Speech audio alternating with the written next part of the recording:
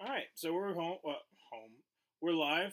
Jets are going to start off with the ball, so it'll be interesting to see how they start off. Go against the Bills. Obviously, the big story is Robert Saleh being fired. Ulbrich is the one who's going to be taking over. So it'll be very interesting to see, especially on the offense, now that Todd Downing is going to be the OC or the one calling plays, how it's going to work for the Jets. Let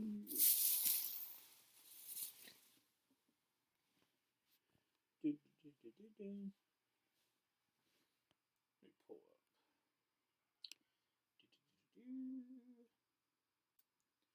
All right, so Tyler Bass on to boot this ball away.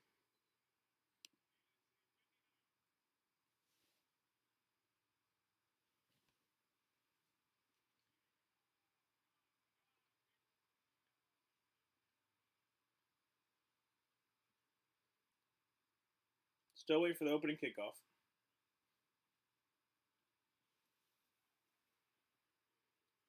It's going to be four touchback out of the back of the end zone. Oh, no. Kneel down in the end zone. So first down and 10 from the 30 for the Jets. Got them all whites on. Well, not all whites, but you know what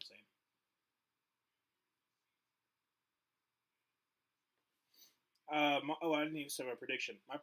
My score prediction was still the Bills going to win, but with the interim bump, I made it 27-23. Like I said, usually when there's an interim head coach, they win the first game, but this is a tough test. Um, I think the Jets will do well in offense, but the Bills will be able to pull it out 27-23. Probably going to be wrong, but I'd like to be right. So Aaron Rodgers, first down 10 from the 30. Going to be in the pistol with Brees Hall in the backfield. Going to be a handoff off to the right and immediate pressure, but he's able to slip the tackle and get about 3 or 4 there. Second down 7. If I know anything, there's going to be a lot of running with Todd Downing.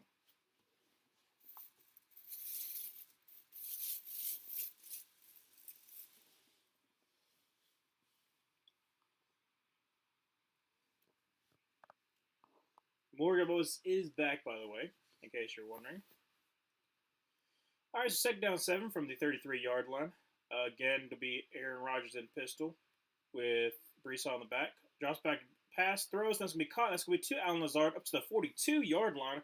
First down, 10 Jets. So, hey, look, I have 3 and out. Something positive.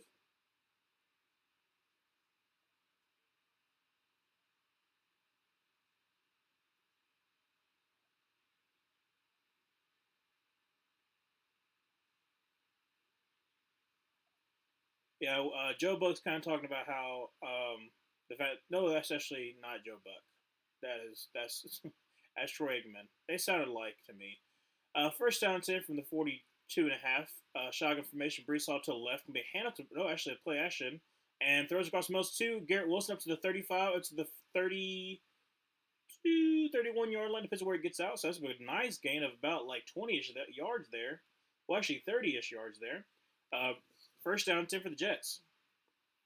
13:33 remaining in the second, in the first. What am I? Okay, I need to get on it. I had a bad London game where I was missing up calls too, so I need to get on it. From the 33, Aaron Rodgers under center with Brees Hall in the backfield. Going to be bunched to the left.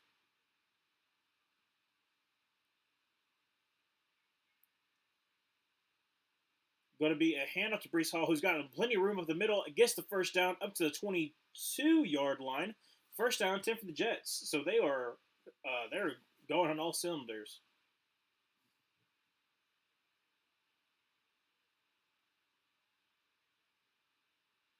Yeah, that's great blocking with the offensive line there.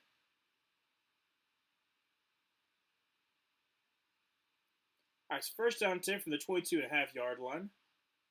Aaron Rodgers with Brees Hall to his left and Braylon out to his right. A little bit of split zone here. Just back, it's going to be a handoff to Brees Hall. He's going to try the right side. Got some blockers. Going to get up to the 20. So getting about 2.5. Make that second down at 8. 12:25 to go in the first.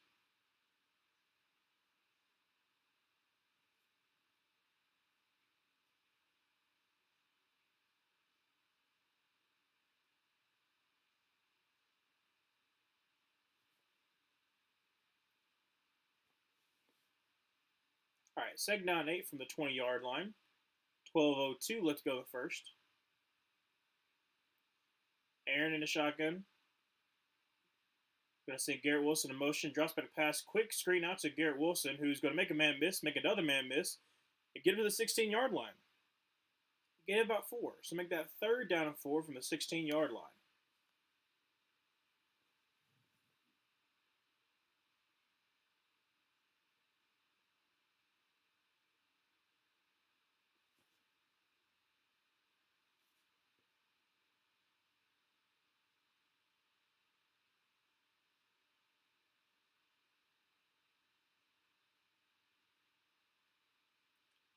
All right, 3rd down and 4. 11:20 left to go in the first. Jets are driving. Empty set for Aaron. Drops back a pass and throws. Is going to be caught, and this is going to be, incomplete. Right in the hands of Breece Hall. Unfortunately, cannot hold on. Would have been a first down. So with 11:09 remaining, going to be on for a field goal kick.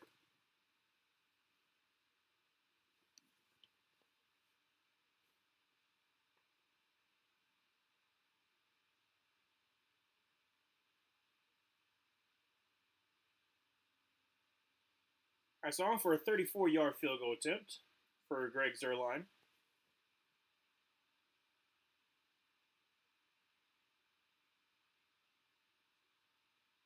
Snap, hold, kick is up, and kick is right down the middle. So it is going to be 3-0 with 11:06 remaining in the first. Jets are up.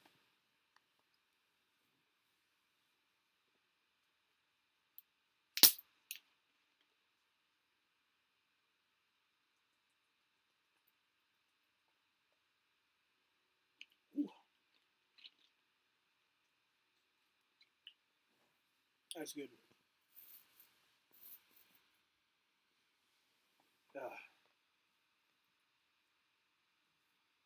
Let me see here about my other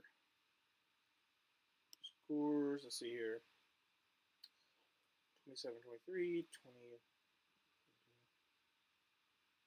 I think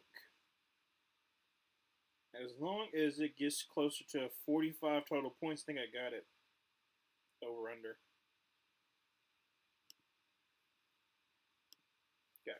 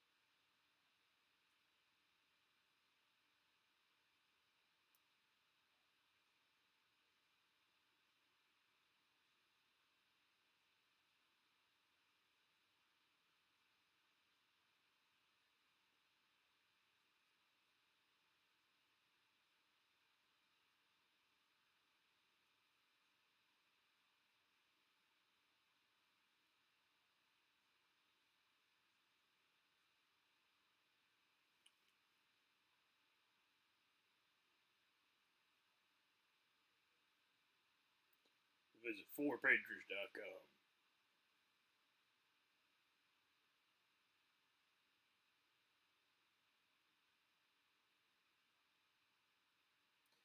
And about to be back.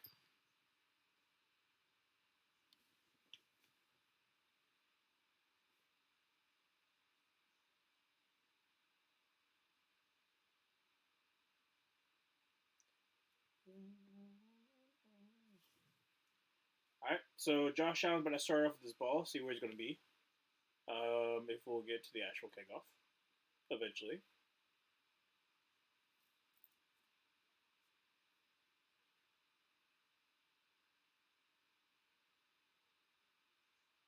Don't know what's taking so long.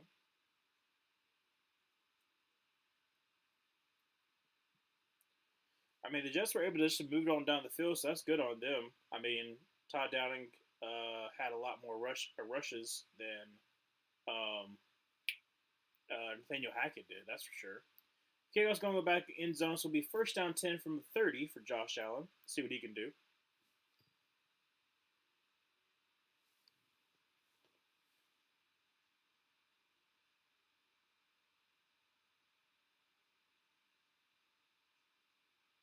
11:06 remaining in the first. Josh Allen's going to be, looks like a. Is that two tight end set? No.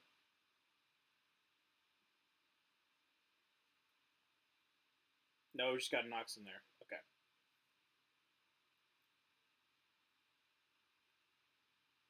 Josh Allen under center with Ty Johnson in the backfield. Going to be hand Ty Johnson, who's going to try the right side. Sauce Gardner's there, but he's able to speed past him and get the first down and get him 12 there by Ty Johnson. Good on him. Yeah, so James Cook is inactive. I kind of figured he was. I was kind of glad that he was questionable. I didn't start him in fantasy, and they waited forever before they actually ruled him out. So it will be Ty Johnson to start, with some Ray Davis in there too.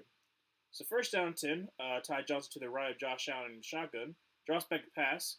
Quickly throws out two. Is that Kincaid? Yes, it is. Up to the 45, up to the 50, up to the 45, and he runs over. Oh my gosh, he runs over the safety. Number 22 got oh goodness. Kincaid is really sticking good. But he just ran right through him. 10-19, 10-18 left to go in the first quarter. First down 10 for the Bills. Yeah, DJ Reed kind of just fell off of him, but he just ran through. Oh, is it Adams? Yes, it is. Wow. Smacked through him.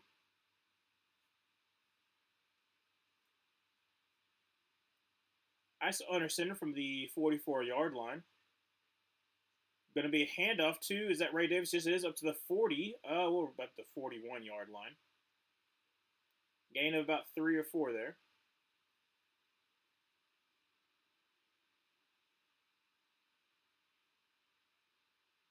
Second down 7.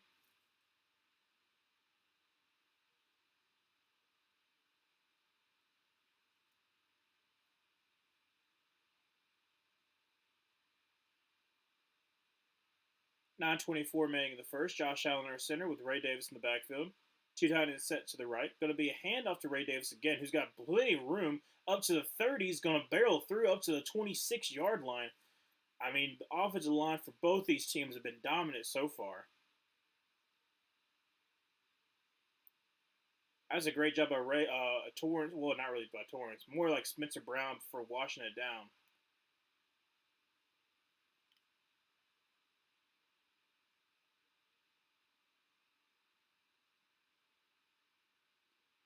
Yeah, Ray Davis is he's small to the ground and he's stocky. That's what really helps him out a little bit for us leverages. First down 10, shotgun formation for Josh Allen. Going to be another handoff to Ray Davis, who's got some room. Going to get up back to the 21, maybe the 20-yard line, depending on where they spot him. Second down about 3 or 4 there.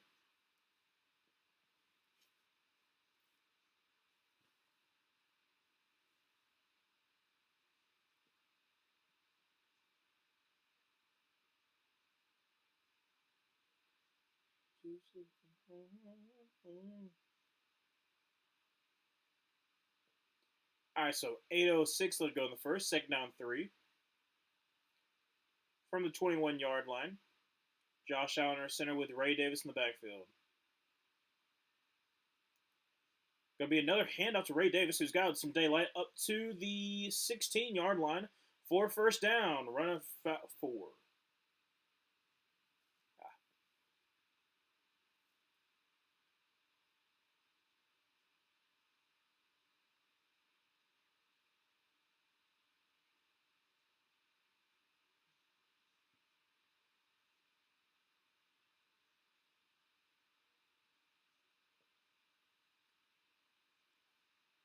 All right, so Josh Allen under center from the 16-yard line.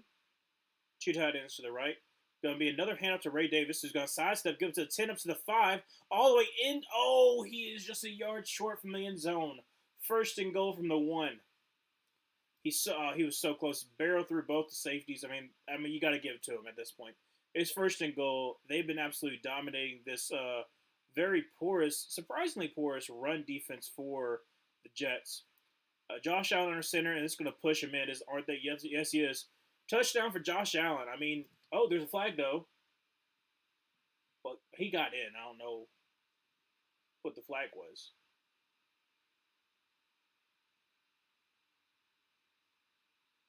Was it not everybody was set or illegal formation, something like that?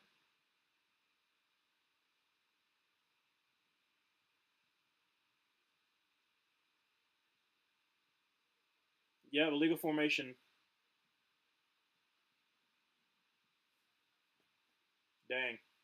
Well,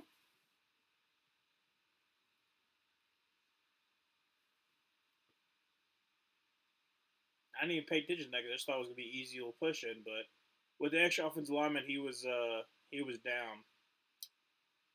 So with 6:49 remaining, the first be first and goal from about the 5.5, really, maybe the 6.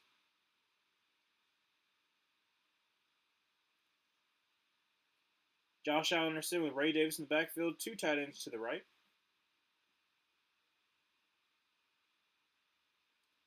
Going to be a handoff to Ray Davis, who's going to try the left side, and he's going to he's down at the one again. All right, so second and goal. I mean, just give it to Ray Davis. Don't do the tush push. Give Ray Davis the ball.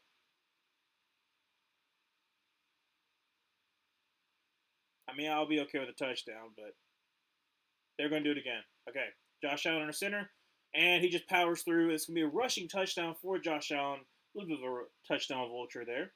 But anyways, touchdown for the Bills, 6-3 with the extra point by Tyler Bass, making that 7-3. With was it 6-12? Yeah, 6-12 to go in first.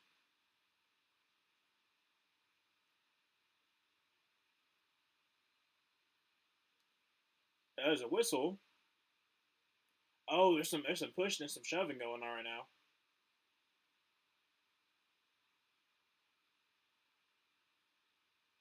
A little bit of gelling going on. But I don't see any flags. So that's okay.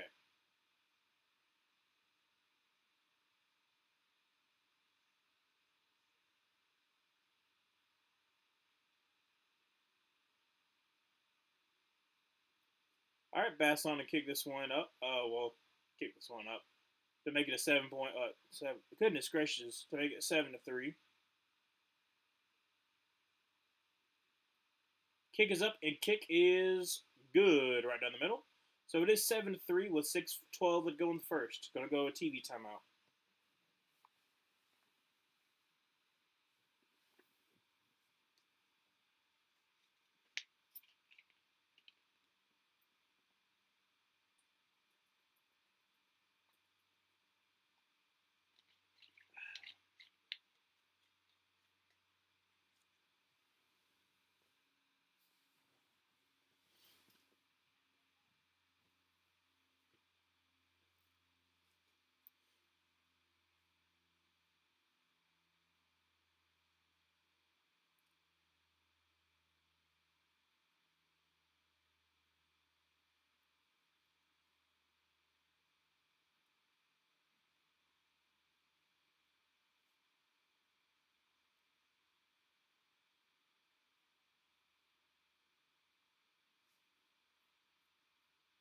I said this before, but why, as like a DoorDash commercial, do you have a place that already has a delivery app, like Papa John's or whatnot? Like, do people actually get DoorDash through a company that usually has a delivery app? Because, like I said, I don't use DoorDash, so I don't know, but it just doesn't make sense to me.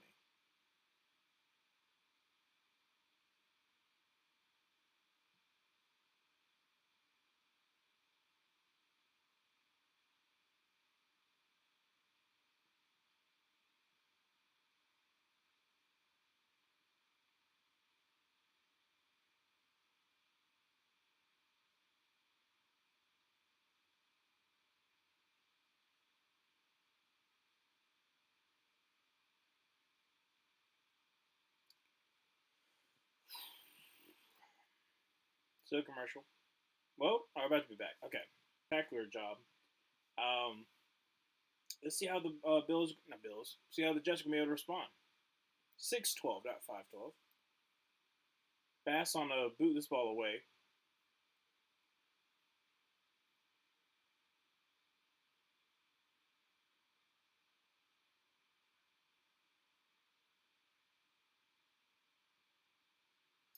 Not yet, but almost.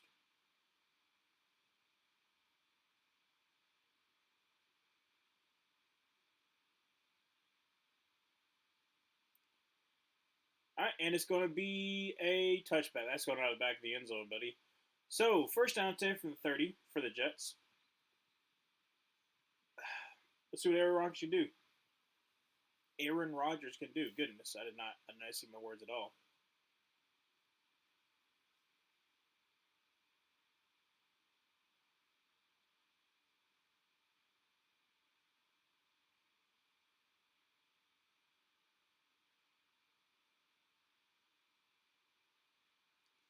All right, so Rodgers is going to be in, looks like it's going to be a shotgun. Or is it empty set? Now, shotgun formation with Brees Hall to his left. Two tight end set.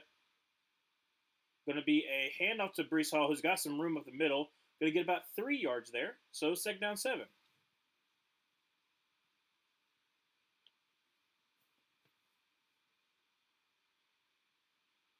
They say, second down 7.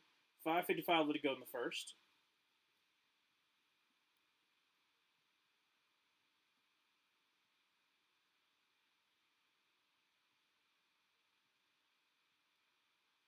All right, Aaron Rodgers in a shotgun formation with Brees Hall to his left. Going to send Garrett Wilson in motion. Throws out to Brees Hall, who's got some blockers up to the 40, up to the 45, up to the 50. Shakes and bake up to the 45, maybe to the 44, depends on where you spot him. That's a first down for the Jets, all into Bills territory.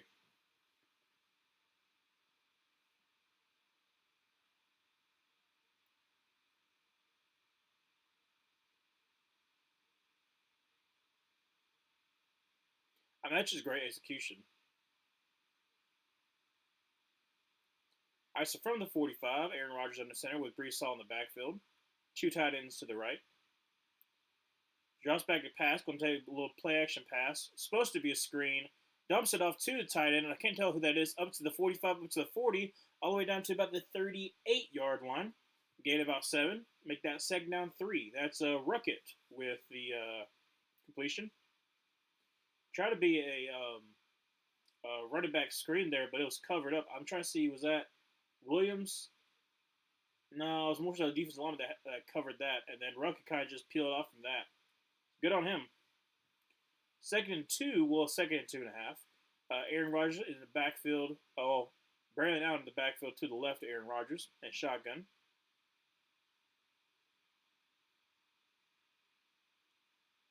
Aaron Rodgers going to pitch out to Brandon Allen, who's got some blockers. Going to get the first down up to the 32, about 31.5-yard line. First down 10 for the Jets. Both of these offenses have been moving the ball. That's something that I thought was going to happen. I'm kind of happy that it's happening so far. Talking about Brandon Allen, how young he is. I mean, he's 2004, baby. That's pretty young. I think I don't mind the fact that he went to the Jets because he's going to be splitting carries with Brees Hall, and both of them can be effective with like not minimal carries, but like split time. Right now to the right, Aaron Rodgers in the shotgun formation from the 31.5. Going to be a play action pass. He's got time, rolls out to his right, throws on the run. It's going to be right through the hands of Williams. Unfortunately, going to fall incomplete. So second down and 10, 3:27. Let's go in the first. So Douglas on the coverage.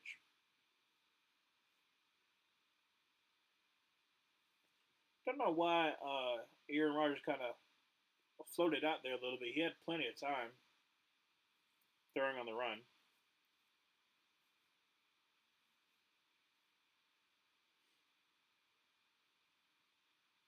All right, second down 10. Aaron Rodgers with Brees Hall to his right, a shotgun. Going to be a hand up to Brees Hall. He's going to try the left side up to the 25, up to the 20, up to the 15, up to the 10, all the way down to the 4-yard line. First and goal for the Jets. I don't know what's going to be where they marked it out, but he looked like he's out of the 4. 3:17 left to go in the first.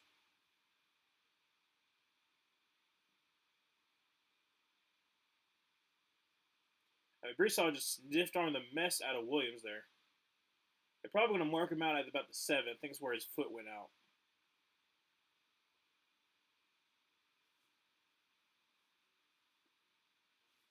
Yep, from the 7 yard line, first and goal. Brown now to the left of Aaron Rodgers there. Two tight ends set to the right. Gonna send Conklin into motion. Gonna be hand to Brandon Allen. There's a little bit of mess down there. Gains of one though. Make that second and goal from the 6 yard line.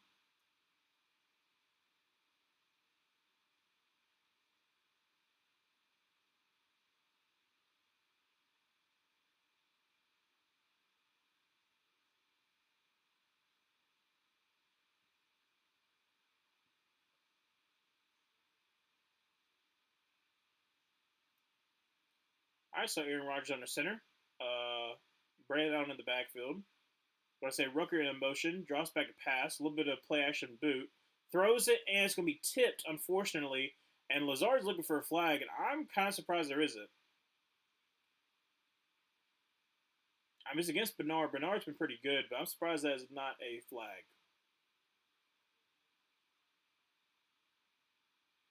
Oh, it's tipped. Okay, okay, okay. See, yeah, it did get tipped. Okay, okay, yeah. Which is a very interesting rule. Like if the pass gets tipped, then you can't call pass interference. But third and goal from about the 5.5. Aaron Rodgers in a shotgun with Brees Hall to his left. Aaron Rodgers drops back a pass. Going to step up in the pocket and going to throw across the body. It's going to be caught. Is that a touchdown? No, it's incomplete. I think that deserves a check. I'm pretty sure Garrett Wilson had that one. I'm pretty sure Garrett Wilson got that one. 2:01 left to go in the first. Says fourth and goal, but I think he had it. See, got it right there. That's in. His whole entire left leg is down. That's a touchdown, baby.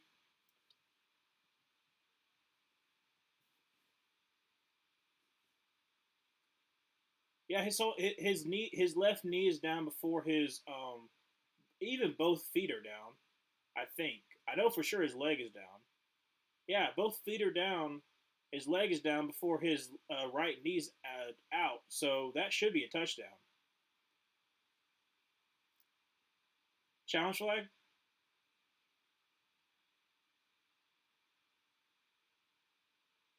Okay, so they don't even have to throw a challenge. Just freaking go. Touchdown to Garrett Wilson. That's good for my dynasty there. So 9-7 on for the extra point is going to be Greg Zerline. Great catch too by Garrett Wilson.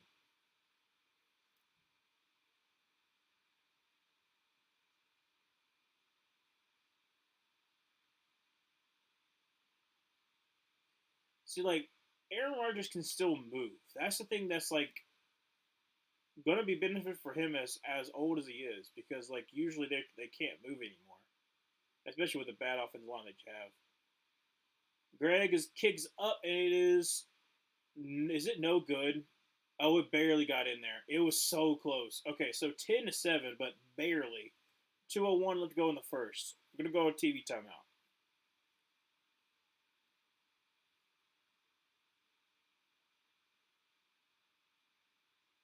I'm already feeling pretty good about my prediction. Even if the Jets win, so then no one wins, I do think it's going to continue on this higher scoring kind of game. What is this, Black Ops? 6? Oh. I've never. Well, have I ever played Black Ops? I don't think I have. I've watched people play it. Like, I've been over to a friend's house and they played it, but that's not usually my kind of game. I'm more of like a, NCAA football back in the day, Madden, mainly what I play. I've thought about playing some on the channel, but I'm like, nah, I'm not gonna do that. Maybe I will eventually, but I haven't gotten the two newest Maddens because they haven't changed that much. And then the new, oh, that's what ticked me off too. I did not realize that the new NCAA 25 was going to be for the next gen. So I don't have the money to get that. So I'm just going to have to wait to try to get that later on. Maybe Christmas. I have no idea. I can I can pay for it probably by then.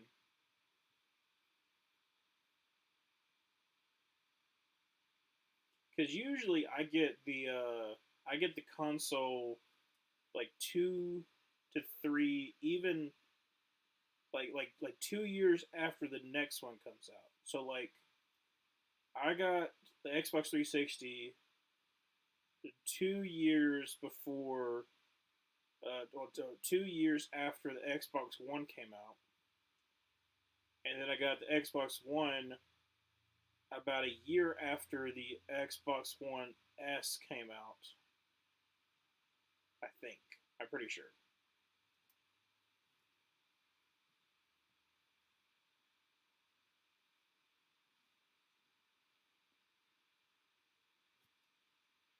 So take about another minute for that TV timeout. I'm like I said, I've been really impressed with the Jets offense so far. They've been able to run the ball a lot. Ooh, that's not good. Number 36 for the Jets going in the locker room. But both offenses have been moving the ball, especially running the ball. Jets, that's really I was really hoping for to see. Brees Hall's had a pretty good game so far. Even Brandon Allen has a pretty good game so far. Um, Obviously, Aaron Rodgers, wheeling and dealing. But even the Bills, let's see what they can do on this drive. Obviously, they had 8 runs and 1 pass that last drive. I think Ray Davis was just. I mean, really, the offensive line was creating a whole bunch of holes for Ray Davis, but still, um, that's what they're showing right now. Like I said, for some odd reason, I don't know why, but the Jets' rush defense has been really bad this year. I did not think that was going to happen, but it has been. So let's see if that continues on this drive. First down 10 from 30. Jerry. Josh Allen in the backfield with, and shotgun with Ray Davis in the backfield. Goodness gracious. Josh Allen scrambles and is going to throw it out of bounds. I don't know what the heck. I keep on saying Jared. Josh Allen throws it out of bounds. 155 remaining in the first.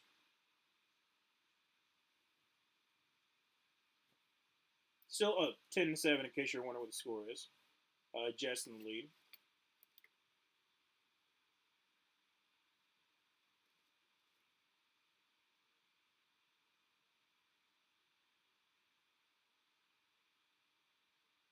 All right, so Josh Allen and a shotgun with Ray Davis to his left.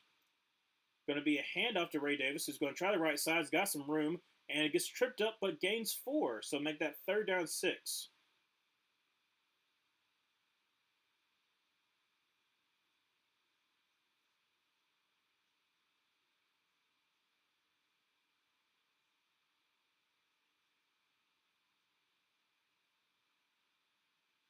1:30 left to go in the first.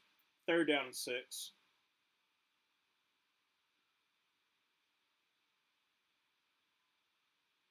Sauce is covering up Coleman. Josh Allen a shotgun with Ty Johnson to his right. Drops back to pass and throws across the middle. It's going to be 2. Samuel, but it's going to be about 2 yards short. So it's going to be 4th down and 2. The first punt of the day.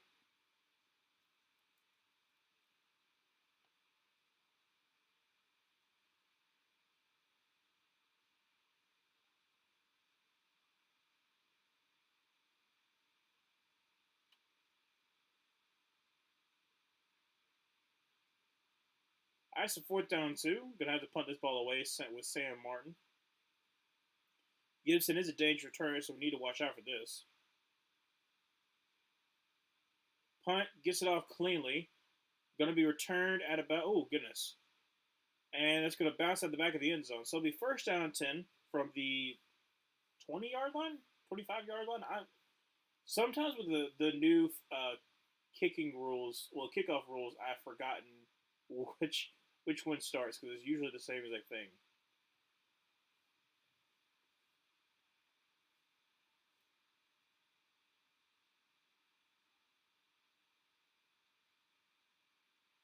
What is happening?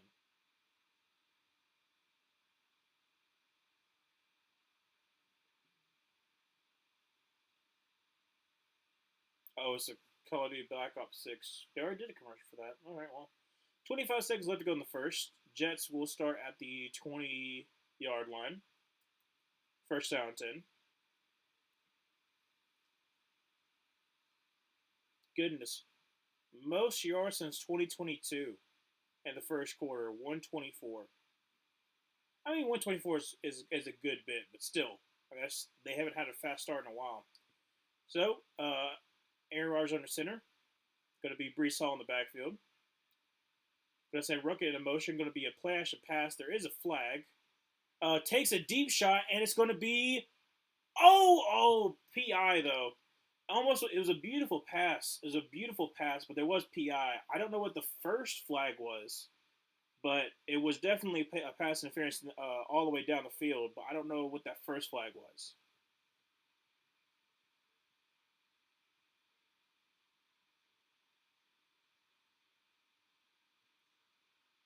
I'm guessing that first flag must be on the defense then.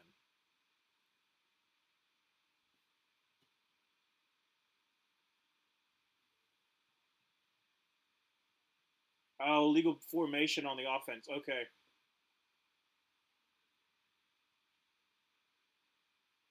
offset. Okay, so it's going to replay the first down. That's what I thought. Cause like they threw the flag almost immediately. I was like, I don't think it was offside, so it was a legal formation again. Let's see here. Yep, yep. Alan Lazard is supposed to be off because he was covering up the tight end. You got to have four in the backfield. And like I said, that was a great throw and almost catch by Garrett Wilson. But unfortunately, Benford got away with a little bit of a pull and makes that penalty offset. So 16 seconds left to go in the first down 10. Replay it again.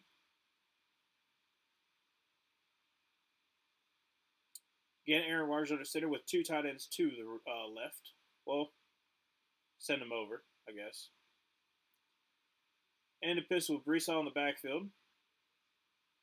Going to be a toss to Brees Hall, who is going to get met at the line and maybe even lose a yard. Going to make that second down 11 at the end of the first. You got 6 seconds remaining. Not another play is going to happen. But hey, a pretty stinking good first quarter. 10-7. It's going to be the end of the first. Jets with the lead. Jets the first punt of the game too. So, yeah, doing pretty good.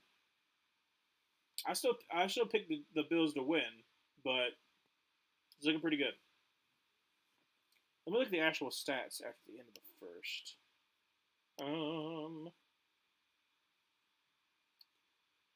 So they haven't really asked Josh Allen to do too much. 2 for 3 for 18. Ray Davis had 7 for 52. That was all pretty much in that first drive. Ty Johnson had that first run off the right side, got 12 yards there. Josh Allen, touchdown vulture, got 1 yard for that touchdown run. Like I say, should just give it to Ray Davis. I hate when they do that. Dalton Kincaid had 14. Curtis Samuel had 4. Nothing really much there. And then the Jets, Aaron Rodgers, 6 for 9, 72 yards and a touchdown. Pretty stinking good. Brees Hall had 6 for 44, so that's 7.3 yards an average. And then Brandon had 2 for 8, so that makes it 4. Garrett Wilson, 3 for 33 to touchdown. That's pretty solid in the first quarter. And then Brees Hall had that long screen pass, 1 for 21. So like I said, still early in the game, but spreading the ball around for the Jets and actually able to run the ball, looking pretty good.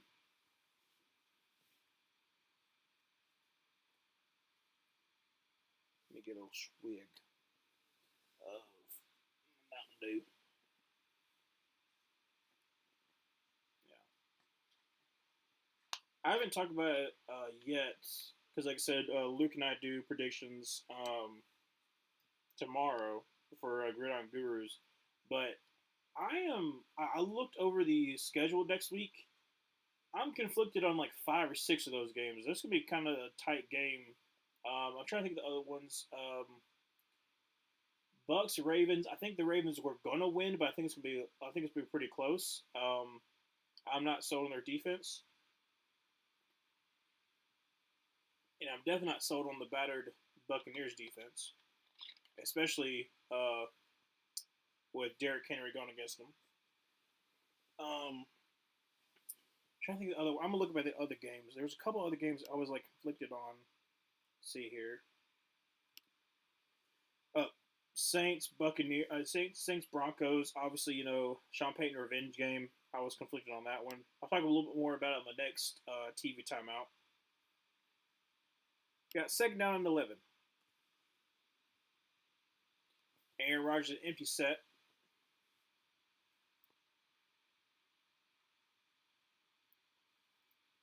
from the 20.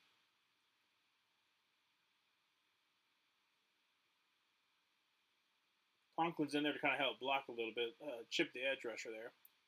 Quickly throws out two. Is that Alan Lazard up to the, thinking about the 24? No, they're going to mark it at 25. That's a generous spot. Make that third down and 5. Gain about 6 there.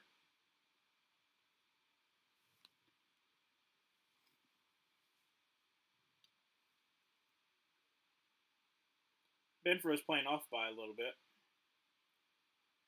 He's been doing a pretty good job kind of filling that role that Tre'Davious White left. So third down and 5. Aaron Rodgers in the shotgun with Breece Hall to his right.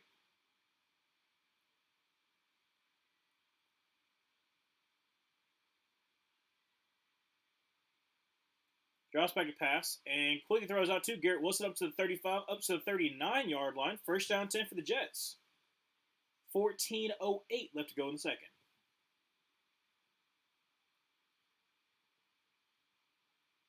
Let's see here. I mean, the Bills has inside leverage, so how does he set him up? Oh, that's a great move by Garrett Wilson there. Sets him up like he's going to run it out and just, is that Johnson? Yes, it is. Just like absolutely cooks Taron Johnson. So first down 10 from the 39-yard line. Aaron Rodgers in a shotgun with Breece Hall to his left. Going to see Garrett Wilson in motion. Going to be a toss out to Breece Hall, who's going to unfortunately be met by a Bill, but gets back to the line of scrimmage. So second down at 10, 13:28 left to go in second.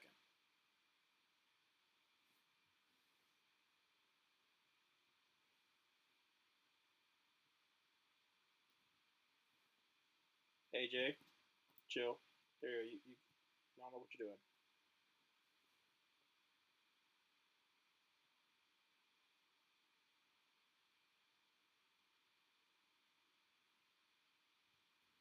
That's second down 9. Well, it's 9.5. Going to be a toss out to Brandon Allen, who's going to be tripped up for about a 5-yard loss, and that's going to be Benford. AJ, what are you doing? There you go. You're good.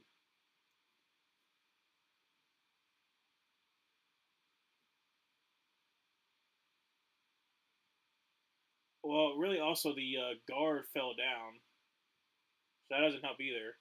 A little bit of miss opportunity. Going to set up a third and long. Third and 14 from the 35-yard line. Aaron Rodgers in the shotgun with Brandon Allen to his left.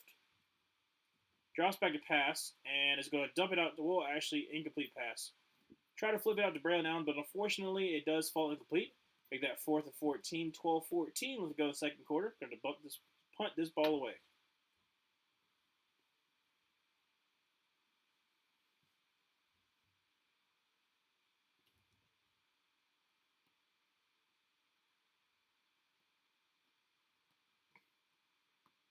My roommate's cat's put his paws underneath the door trying to grasp at anything.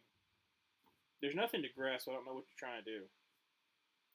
So 4th and 14.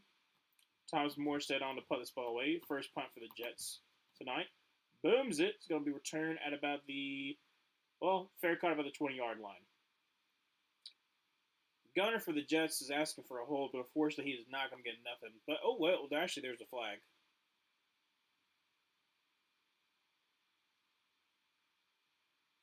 Maybe he did get the flag.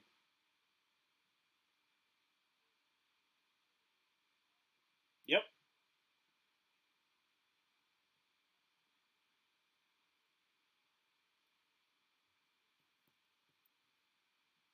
All right, so he did get the call. And we're going to TV timeout.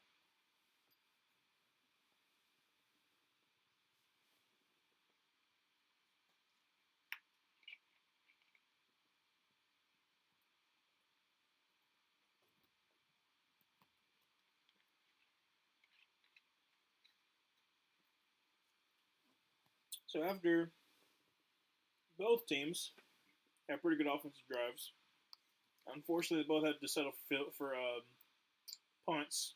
Still 10-7, but let's see if the Bills can respond. Like I said, they're only down by 3, but it is home field advantage for the Jets. So, with the New Jersey Jets. Let's be real.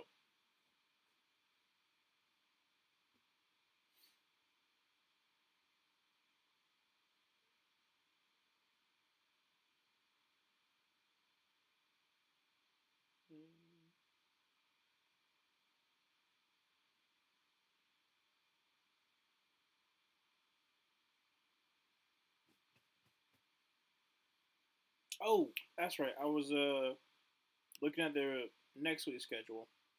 I talked about earlier how the Broncos Saints game. I could see that go either way. I'm kind of leaning the Broncos, but I'm gonna think about it a little bit more. Patriots Jaguars. Jaguars should win, but this is gonna be an awful game in London. Jaguars second one. Lions Vikings. That's gonna be a good game. I'm in between those. Titans Bills. Bills should win that one. Dolphins Colts. I'm actually kind of in between both of them. I don't know who I'm gonna pick. Um, Seahawks Falcons. That could be close in Atlanta. Texans Packers. That's gonna be a hard game to pick. Bengals Browns. I'm picking Bengals, and I'm not picking the Browns at all for the rest of the season. Um, Eagles Giants. I'm gonna go with the Eagles probably, but like I don't know what this Eagles team is supposed to be. Raiders Rams. Rams are injured, but they should win that one. Panthers Commanders. Commanders are probably gonna win. Hopefully we can keep it a lot closer though. Chiefs 49ers, who really knows? Jets Steelers, awful Sunday night game. Don't know why we chose that as a Sunday night game. And then the two Monday night games, Ravens Buccaneers, I think could be pretty close. I'm probably like leading Ravens, but I think it could be close. And then Chargers Cardinals, I have no idea. No idea about the Chargers Cardinals. All right, so we are back first down and 10 from the 10-yard line after that holding penalty. Going to be handed to Ray Davis, who is going to be met in the backfield for a 1-yard loss. Hey, Maryland, how you doing? Rodgers does need to win this more. Absolutely. Like I said, I'm picking the Bills to win as well. 27-23 is my score prediction. Because usually when there's a firing happening, there's like an interim bump.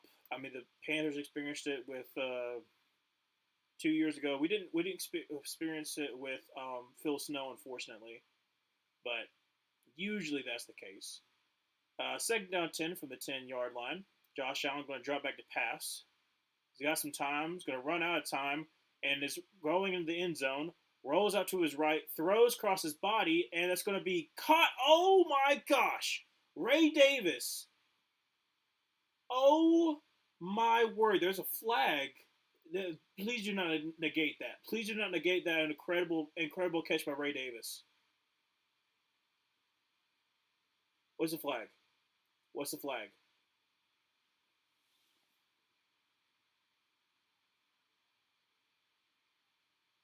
Okay, decline it. Yes, freaking go, Ray Davis. Wow, that's an amazing catch. But yeah, I'm picking the Jets to score a little bit more than they usually are, which so far they are. They 124. They had the most yards in the first quarter they've had since 2022, which is kind of embarrassing. And I think the Bills have the offense to be able to combat that. So first down 10 from the 48-yard line. Josh Allen at center with Ty Johnson in the backfield. That is a false start by the the right tackle, number 70 there. The extra offensive lineman that was put in. Made that first and 15. Hey Maryland, where you been? You were in Florida, so were you like in the way of like the hurricanes that were coming in? I make sure like everyone's safe from Helene, and then also this other one that just came through. Um, Helene went up. I'm trying to get the other one that just happened. I can see the Jets looking competitive, but I cannot see Allen losing to the Jets. I can agree. First 15 going to be a draw to Ty Johnson, who's going to get up to the 40. Great gain of about 13 there, so make that second down and 2. 10-32. Let it go in the second. Yeah, like I said, I think the Bills are the better team. But I do think it's going to be a great game. But so far it is. Second down 2, going to be another handoff to Ty Johnson. He's going to get the first down up to the 33, 34 yard line. AJ, quit it. I don't know what you're trying to do. My roommate's cat is like using his paws underneath the door and trying to grab stuff. Stop doing that. All right, 9:59. Let's go in the second quarter. First down 10.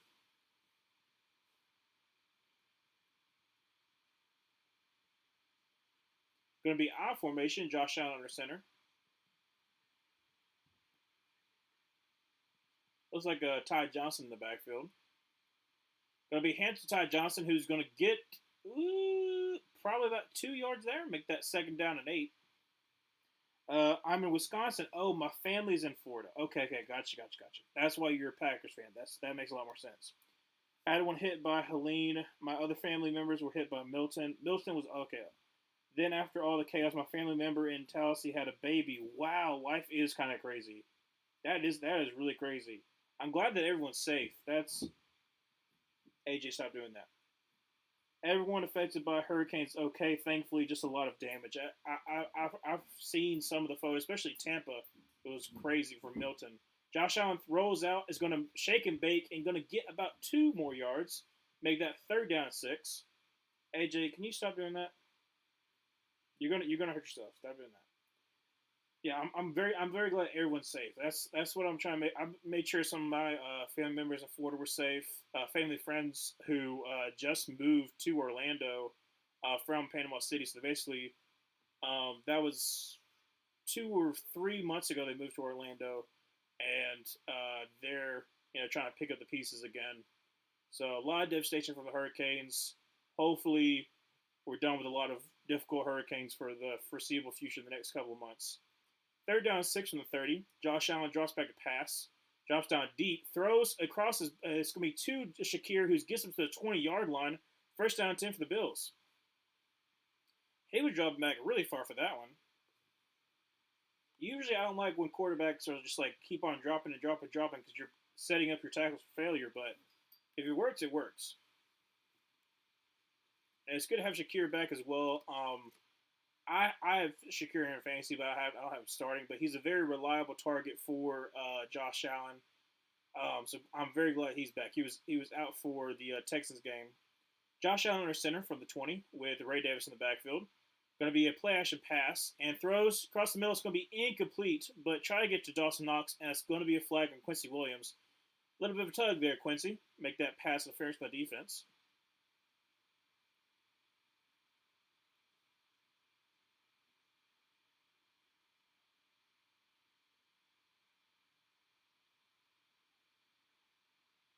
Yeah, I mean, you hugged right around the hip. They're going to call it every single time. Plus, he knew it after it happened too. So at least he owned up to it.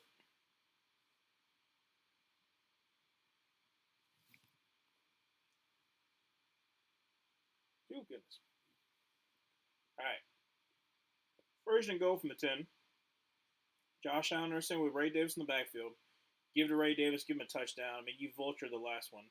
Going to send Matt Collins in a motion over to the left. Going to be hands to Ray Davis, who's going to try the right side and gets about 2. Make that second and goal from the 8. I'm just hoping we end the game with no injuries. Cannot watch another leg break. Oh, I streamed the Panthers games. I did not watch the Lions game, so I have not seen the leg break yet, and I'm not going to look at it. I'm just going to like Luke, the one I do Gridiron Gurus with. He watched and he was like. It was really bad. He was like as soon as it happened, he was like, yeah, he's not coming back for the rest of the season. 7-10 left to go in the second quarter. Second down and goal from the 8-yard line. Going to send Coleman into motion over to the left. Josh Allen in a shotgun. Going to drop back to pass. And late blitz was going to throw it up for Curtis Samuel, and a little bit too high for Curtis Samuel, unfortunately. Falls incomplete. Third and goal from the 8. 6:58 remaining in the second quarter. Yeah, I feel so bad for Aiden Hutchinson. He was having a great year too. Really unfortunate that he lost for the season. Obviously, there's a lot more. We could probably talk about it at the next commercial break. My thoughts about the Lions situation and what they're going to do. Third and goal from the 8. Going to be empty set for Josh Allen here.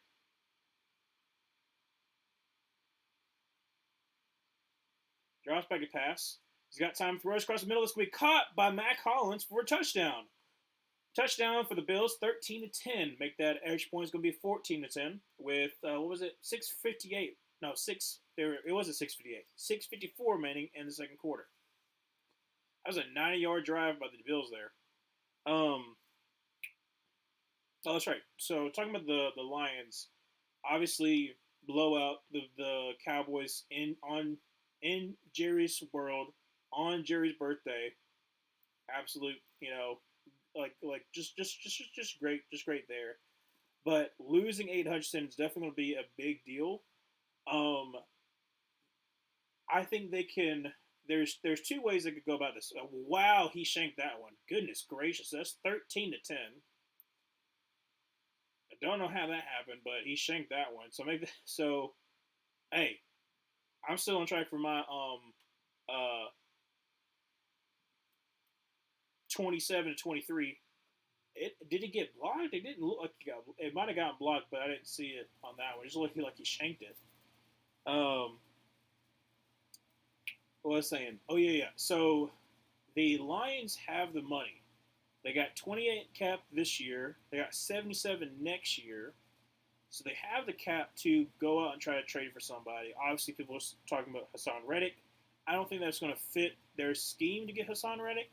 It would be more so someone like a Max Crosby or a. There was one more that I thought about. Shoot. There was somebody that contract was coming up either this year or next year, but I can't remember who it was. But those are the two names. I don't think, like I said, I don't think Hassan Reddick is in their wheelhouse as far as he's an older player. He's asking for a new contract, and he doesn't really fit their scheme, like as far as like body type and whatnot. If you get Max Crosby, you bring him back home. You bring him back to Michigan. So good on you. You wouldn't have to pay him for 2 more years. You could wait till next year instead of what I was assuming they were going to do. I was assuming that they were going to, after this season, pay Aiden Hutchinson because his contract ends after next year. What they'll probably do is they'll probably wait until like the beginning of the year, this upcoming year, and then pay him. But the Lions have plenty of cap space. They have done themselves really good by a lot of the contracts that they've done, really good drafting. So there's also a lot of people who are saying, well, it's not really in their MO to trade for someone. I don't really know what the Lions are going to do because, like I said, going off precedent, it'll be like more so next man up kind of mentality because like you have drafted that, or if you do get somebody, you're not going to do like an all-in trade. You're not going to trade for Max Crosby. You'll trade for, another pass rusher or something like that. If I'm them, I would probably get like another good quality veteran. You could probably trade for someone who's a little bit aging. I'm trying to think of one off the top of my head, but can't think of anybody right now. But I wouldn't go all in for Max Crosby just because like you're going to have to pay other people. This is not like oh no, we're doomed because Aiden Hutchinson got hurt. I think it's definitely going to hurt your defense, but your offense is still pretty good. Return to the 5, 15 to the 20, up to the 25 to the 30. Shakes inside 30, and it's going to be out to the 38, 39-yard line until they spot him. First down 10 for the Jets there. Let's see here. It's awesome watch. Minus injury, yep. You should go pay whatever price for Crosby. Lions need to go all in while the iron is hot. They just beat the brakes off a team who had and missed its window while proclaiming all in. Like I said, that's the reason why I could see them trading for him because all the storylines like Raiders probably going to be definitely top 10 pick at this rate, maybe even top 5 depending on how bad it really gets. First down 10, hand off to Braylon Allen, going to be a gain of 0, make that second down 10. And with the other fact too of like you trading away, like say you trade away 2 first, or if you trade away your first and like something else. If you're truly making a Super Bowl push, even if you make it to the NFC Championship game, that's going to be at bare minimum the 28th pick. So I don't think you're not going to get that kind of production out of a 20th pick more than likely that you would with Max Crosby. So it's an intriguing offer, and I could see them doing it. It's just not usually what you're seeing from the Lions, or in Brad Holmes' case. Aaron Rodgers drops back to pass, throws across the middle, is wide open as Brees Hall up to the 38 to the 37.5 yard line, looks like it. First down 10 for the Jets, though. 5:54. Let's go in a second.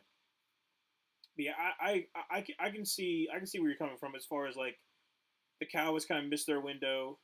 Absolutely. I was wrong in that prediction. I really thought they had like one more year of the all in kind of thing, but no. Gonna be a flea flicker fails miserably. Goodness. Got sacked for about like a 6 yard loss on that flea flicker. Offensive line just broke down on that one. Make that a second down at about 16, 17, I think. Just that was bad. Because I'm trying to think who else they could potentially go after. Because like everyone who's saying that it's Hassan Reddick, I was like, no. Like I said, that would be even dumber. But if you get a guy like um, Max Crosby, you kind of replace the production. Not as good as what it was like this year, but second down 17 from the 45. Aaron Rodgers drops back to pass, quickly throws out to Garrett Wilson, makes a man miss, makes another man miss, and loses about a yard from what he gained. But still, third down and about I want to say 10. Yeah, third down and 10. But yeah, I like if I'm with them, if I feel comfortable with my edge group, then I don't make a move unless you like sign like a veteran for like the youngsters to kind of have I don't know someone to look up to. I guess like because like you're gonna have people who have to elevate their game. But I could like I said it just depends. That's gonna be a false start by Morgan Moses there. Back him up to third and 15. Um, I'm gonna look at the next commercial break. I'm trying to remember who I was thinking of. There was another person I thought about them getting, but I can't think of who it is right now. I know they keep mentioning the Browns pass rusher. Can't remember his name. Myles Garrett. Well, okay. Um, see, Myles Garrett is 2 years older than Max Crosby, so he's 29, I believe. I think he's 29. Maybe. Third and 15. Drops back pass. Aaron Rodgers gets clobbered from behind all the way back to the 48-yard line. What was a positive drive? Unfortunately, back-to-back terrible plays by the Jets. 3:30 left to go in the second quarter. Going to punt this ball away. Don't know what happened to Tyra Smith there, but he got absolutely blown by. I cannot see the Browns giving him up, though, and admitting defeat on Watson this season. I couldn't see either. Like, honestly, here's the problem, though. With the Watson contract, and because they restructured the deal, they put themselves in a whole lot worse situation. I'll talk about this after this punt. Morstead on to boot this one ball away, eventually, and gets it off cleanly. Going to be returned. Oh, actually, going to be trying to. This will be back in the end zone. Aaron Rodgers should not be taking hits like that. That's what I'm saying. Like, he hit him from way behind him. Like I said, not way behind him, but like his blind spot. Just I don't know what happened with Tyron Smith there, but it just blew right past him. So 13-10, 2:49 left to go in the second quarter, going to TV timeout. Yeah, like, based on their cap situation, which I'll talk about. Let me pull it up the actual numbers because it's like I said.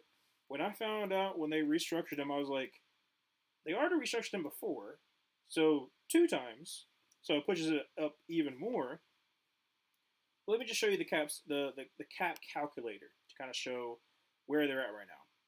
So, right now, they are 45 million. They have 45 million cap this year, which if they don't use any, is going to roll over to next year, which they are negative 4 million under. Now, let's just say that the cap goes up 5 or 6 million. I can't. I'm trying to remember how much it goes up every single year. It usually goes up. I think this past couple of times has been going up pretty big, but who really knows? Let's just say that they go in next year with 45 million. Well, you've got. Let's see who all you have to resign. Um, Not going to resign them. Nick Chubb is 30, so do you want to resign him? Maybe, maybe not. Let's see here. Hurst, Maurice Hurst. You got a lot of people that you're missing. So then you would have to either re-sign some players or decide like, you know what, no, we're gonna move in another direction, but that cuts into your cap. You're already negative 13 million in 2026. So you can't like I said, you can't try to restructure the contract anymore. But as far as cap hit goes, Deshaun Watson's cap hit in 2025 is $72.9 million. Do you know what it is for 2026? $72.9 million. Like I said, his cap hit is ridiculous, and it doesn't go down until 2027 when it's 26.8 million to when they can actually cut him.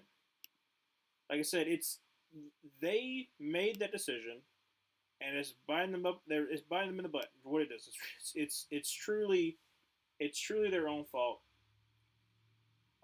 By the time that they can get past the Deshaun Watson contract, all their best players are going to be 30. Josh Allen drops back to pass, quickly throws out to Ray Davis, who's going to run over a man and going to get up to about the 28-yard line, make that an 8-yard gain, second down two. Because let me look, I should have looked at it before when I had it pulled up. Like the ages of players. Aaron Rodgers got a little bit of a headache going. That's not good. Like I said, he got his bell got rung on that one. All right, so Josh Allen in a shotgun with Ray Davis to his left, trips to the right. Going to be a handoff to Ray Davis, who's going to get the first down up to the 35-yard line. First down 10 for the Bills. Yeah, sorry. So Miles Garrett is 29. Denzel Ward's 27. Their best linemen are over the 30s. Joel Benito's 33. White Teller's 30. We're at a 2-minute warning, so that's why I'm not really worried. And Joko's 28. Cooper's 30, so he could be traded at the deadline. Like I said, Nick Chubb's 29. Zadarius Smith is 32. Willis really hasn't worked out all that well, or he's been injured, one of the two. Jerry Jeudy is Greg Newsome is pretty good, but then you have to, pay him. Jeremiah Owusu-Karamoah, you did pay him, so that's good on y'all. Y'all needed to pay him. But like I said, you have good pieces, but most of them, by the time that Deshaun Watson isn't going to be your quarterback, or you're going to be paying Deshaun Watson like you're starting quarterback, but he's not. He's just going to be the most expensive bench player ever. You kind of, like I said, you screwed yourself. You screwed yourself over, and it's your decision. It's really Haslam's decision because, yes, there's a lot of reports that Kevin did not sign off on the Deshaun Watson deal. I don't know how true that is. I feel pretty confident that you signed off on that deal because of the fact that you're the head coach. You have to make some kind of thing, or else you would have stated beforehand that you did not make that call. Half it's part of it's a third of it's also on the GM for trading away those picks, and it's also on Haslam. But I feel pretty confident that the way we all kind of feel about it is that Haslam is kind of forcing Watson to start because he's paying him so much money. And if you, like I said, I don't know that many rich people, but I can pretty much assume that if you're paying someone $60 million, you're going to force that person to play because you don't want to be embarrassed. Like a lot of rich people aren't going to be like, oh yeah, I'm going to be talking to like some of my rich friends that'll be bugging me because, oh hey, guess what? We freaking lost. We freaking lost with Deshaun Watson as our quarterback, and I made this bad decision, so I gotta hope and pray that I bought this stock and it's going to work out for me, because it's not. It's not going to work out. I don't think Deshaun Watson is going to miraculously get better. I don't think the team's going to miraculously get better, because like there are some times where some Browns fans are that, hey, you're granted some of it is not on Deshaun Watson, but a good chunk of the games, a lot of the problem is with Deshaun Watson. He has not been playing well. You can't say that, oh well, he's not playing well because the offensive line's not blocking for him. Well, in some cases, sure, but in other cases, no. It is really much the fault of Deshaun Watson. First down 10 for the 35. Josh Allen drops back a pass and scrambles up to his right. Pretends like he's going to throw on the run. Gets to the 41-yard line, so gain of 6. Make that second down and 4. Let's see here. It's karma for what they did to Baker. Absolutely. The whole Browns Deshaun trade and subsequent stuff is going to be documented one day about the worst trade in football. I've thought about doing a video. I've already been working on a Panthers video. Little sneak peek there. It takes a lot longer than I thought it was going to. Second down and 4. Drops back and throws to Kincaid, who's going to make a man miss and going to be just 1 yard short. There is a flag, however. It's like the Jags and Trevor Lawrence stuck. Okay. With the Jags, I don't. It's definitely not all on Trevor Lawrence. Do I think he deserved to get paid as much as he did? No, absolutely not. But that's just how the market is. Okay, so no flaw, so it's gonna be 3rd and 1. Clock's gonna be running. I'm gonna put the fault on Trent Baalke. I have never been a fan of Trent Baalke. I don't understand why he got a second shot as GM in Jacksonville, but you could have had. We talked about this before. You could have had Aiden Hutchinson, God bless his soul, with Josh Allen as one of the best defensive linemen, the young defensive lineman duos that we've ever seen in the NFL, and you decided to go Trayvon Walker. Now, Trayvon Walker, in his own right, has been good. Has been first overall good? Top 10 good? Maybe. But the next pick was Aiden Hutchinson, who has been dominant since his rookie year, and who probably could have won Rookie of the Year if it hadn't been for Sauce Gardner being as good as he is. I'm just saying, like, Trent Baalke has not been made good picks, and the Jaguars have suffered because of it. Peterson isn't. I was iffy on him. I thought that obviously they were going to get fired at the end of the season. It probably would be before the end of the season at this point if the Jags keep on going as it is. But it has not been the best for Trevor Lawrence. I think he can be better. Obviously, I'm not going to have none of the blame on him. Josh Allen runs for about 3 yards to get the first down. 1:30 left to go in the second quarter. But it's not like they have the best talent. I'll say that. I think Brian Thomas Jr. has been a little bit better than I thought he was going to begin the season, but you need a lot more. You need a lot more help than that. Josh Allen drops back a pass, taking a shot down the sideline, and that's going to be incomplete. And a long flag from the center field. They didn't even, the sideline judge didn't call it, but the center fielder over there called it. I don't know how he just chunked that flag. I think 3 teams' main problems as owners is Jags, Browns, Cowboys. I can see that. They basically bound their GMs and head coaches' hand behind their backs and told them to be successful their way. I think more so for the Browns and Jags. For the Cowboys, it's been Jerry's way or the highway.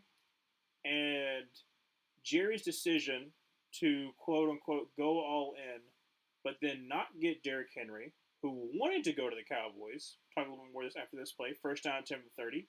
Josh Allen in the shotgun. Going to be a quick throw out to Curtis Samuel, who is able to run out of bounds, get about 3 after a big hit by DJ Reed, who knocks his helmet off. 105 to go in second. Cowboys owner is holding Cowboys GM hostage. Well, he's kind of also the GM, so that's the reason why I was like, maybe not. Which is hilarious, the same person. Okay, that's what you said. Jerry the owner is stingy, so Jerry the GM never has the money to afford one. Okay, I get you there. At first, I was like, it's a little bit different. I was like, okay, I understand what you're saying. I think it's also on him for not getting a really good number two. I mean, they have Brandon Cooks, but outside of CeeDee Lamb, your pass game is atrocious. Wow, great catch by Kincaid there. I mean, not the best pass, but great catch by Kincaid. Makes it a first down. 58 seconds remaining in the second quarter. Um, I was trying to think what else I was going to say about Jerry. Uh, I have a theory, and I think I've baked it into the basement before, that when Jerry said that he basically made my mind he made a deal with the devil that when he fired Jimmy Johnson, he basically said at a Super Bowl party that he wanted nothing more than to win another Super Bowl. Like if that's the last thing that he does before he dies, he'd be a happy man basically. And after that Super Bowl that they won with Barry Switzer with Jimmy Johnson's team, they have not been back to a championship game. Not even to Super Bowl. They haven't been back to a championship game. Just saying. And like, who's the main culprit there? It is Jerry. Like, you can blame all the coaches you want. Who's been the main common denominator? Jerry's been there the whole entire time. So a lot of the blame has to be put on him. Now, does he want to take the blame? No, because he's rich and powerful. He doesn't want to take the blame, but he definitely deserves some of the blame, and everyone knows it. And now a lot of Cowboys fans are finally getting to the point where like I do not care. Unsportsmanlike, illegal substitution on the defense, but pass interference is what they're going to accept to make it closer to the end zone. Um, but Jerry, like I said, he has caused a situation. He can get himself out because, like I said, he's basically the GM. But by paying the wrong people initially, you set yourself up for failure because once those rookie contracts go out and you have to actually pay people, it gets a little bit harder to win when you basically are just like, talent is going to win us above everything. But no, it's a team game, and your head coach is not a winner. Sorry, Mike McCarthy, you won a Super Bowl, but then you also fail in big moments. Going to be handed to Ray Davis, who's going to get it back to the 7-yard line. Second down about 6. Sorry about that. I've not really been commentating on the game. Made me think about just how the Cowboys been just kind of screwing themselves over. So 36 seconds remaining. Bills call a timeout, or the Jets call a timeout. Somebody call a timeout because the clock is stopped. Second down 6.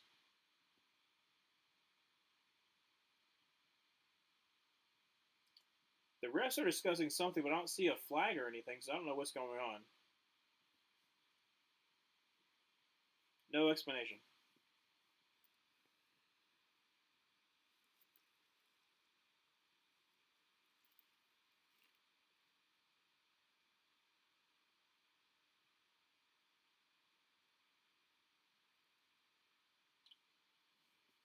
Okay, so I guess someone called timeout. They didn't really explain that all that well. 13-10, 36 seconds remain, so they add 39 seconds. Sorry, they added 3 more seconds. Bills are knocking on the door though.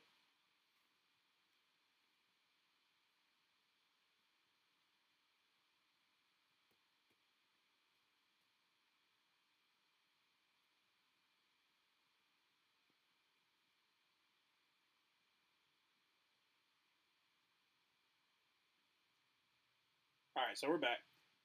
Second down and was 6? Yeah, second down 6. Josh Allen in a shotgun. Well, actually, an empty set from the 7-yard line. Drops back a pass. He's getting some pressure from the right. He's going to escape the pressure, stiff arm, and fumble, and it's going to be recovered. Up. Oh, no. Oh, shoot. What happened here? Okay, I think Roe Torrance got it. We third down and 9 from the 10. That was almost disastrous. So 23 seconds, 22. I think they just called another timeout because I don't think the Bills called a timeout. That was almost tragic. He tried to throw, but he literally lost his grip. And then Kincaid almost recovered it. Then it gets plopped out, and then Roe Torrance, thankfully, second-year player out of Florida, passes on the ball. Is he second year or third year? I think he's second year. Yeah, second year because it was him and Steve Avila for like the top interior guard last year, like rookie that I was like in between. Because I like Steve Avila, but Roe Torrance had like a bigger frame. I was like, I don't really know. So just called their second timeout, make that 27 seconds remaining in the second quarter. Third and 11. So I guess they marked it at the 11. Or it's like the 10.5 yard line. No, from the 12, sorry. Empty set for Josh Allen here. Drops back to pass and is going to escape the pressure out to his left. Throws on the run. It's going to be caught. Is that Don Kincaid? Is that no? This is Dawson Knox. The other tight end gets the touchdown. 19-10 with extra points going to make it 20-10. Bills on the run.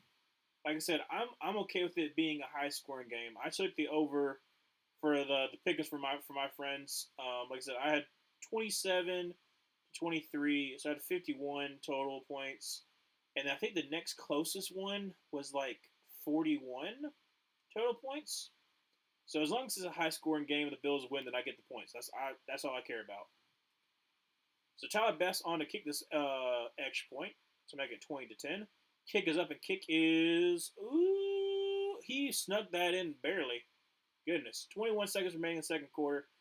I mean, Jets probably trying to kneel this ball, and the Bills start the ball off with the second half, so that's also beneficial for them. I'm trying to think if I had anything else to talk about the Cowboys. Let's look at the cap situation they're in. I know before they paid Dak, their cap situation was okay. Because that's the reason why, like, in the offseason, I truly did believe that they were going to go all in. Because I was like, you know what? They have the cap space. They can make it work. And then just deal with the consequences later. But no.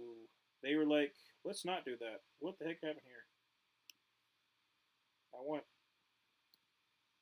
Work with me here.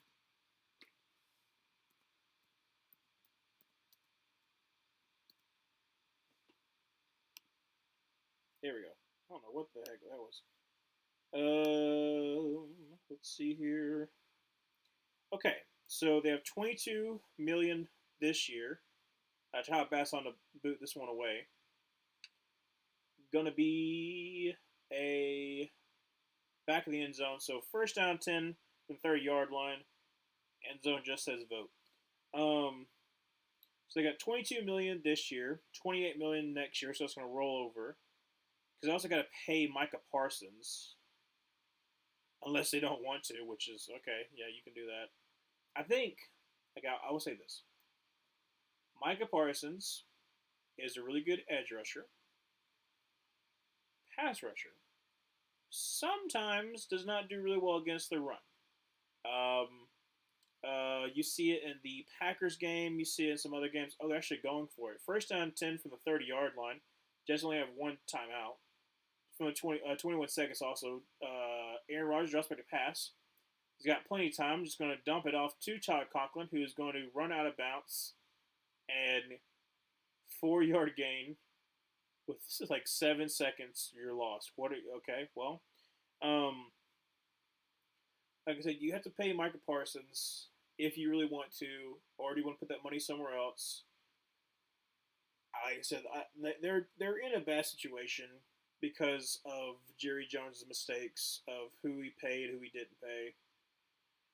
And like I said, it goes all the way back to when he didn't pay Amari Cooper, and then they got a 5th-round pick for him. Aaron Rodgers in the shotgun with Brees Hall to his right from the 34-yard line. 14 seconds remaining on one timeout.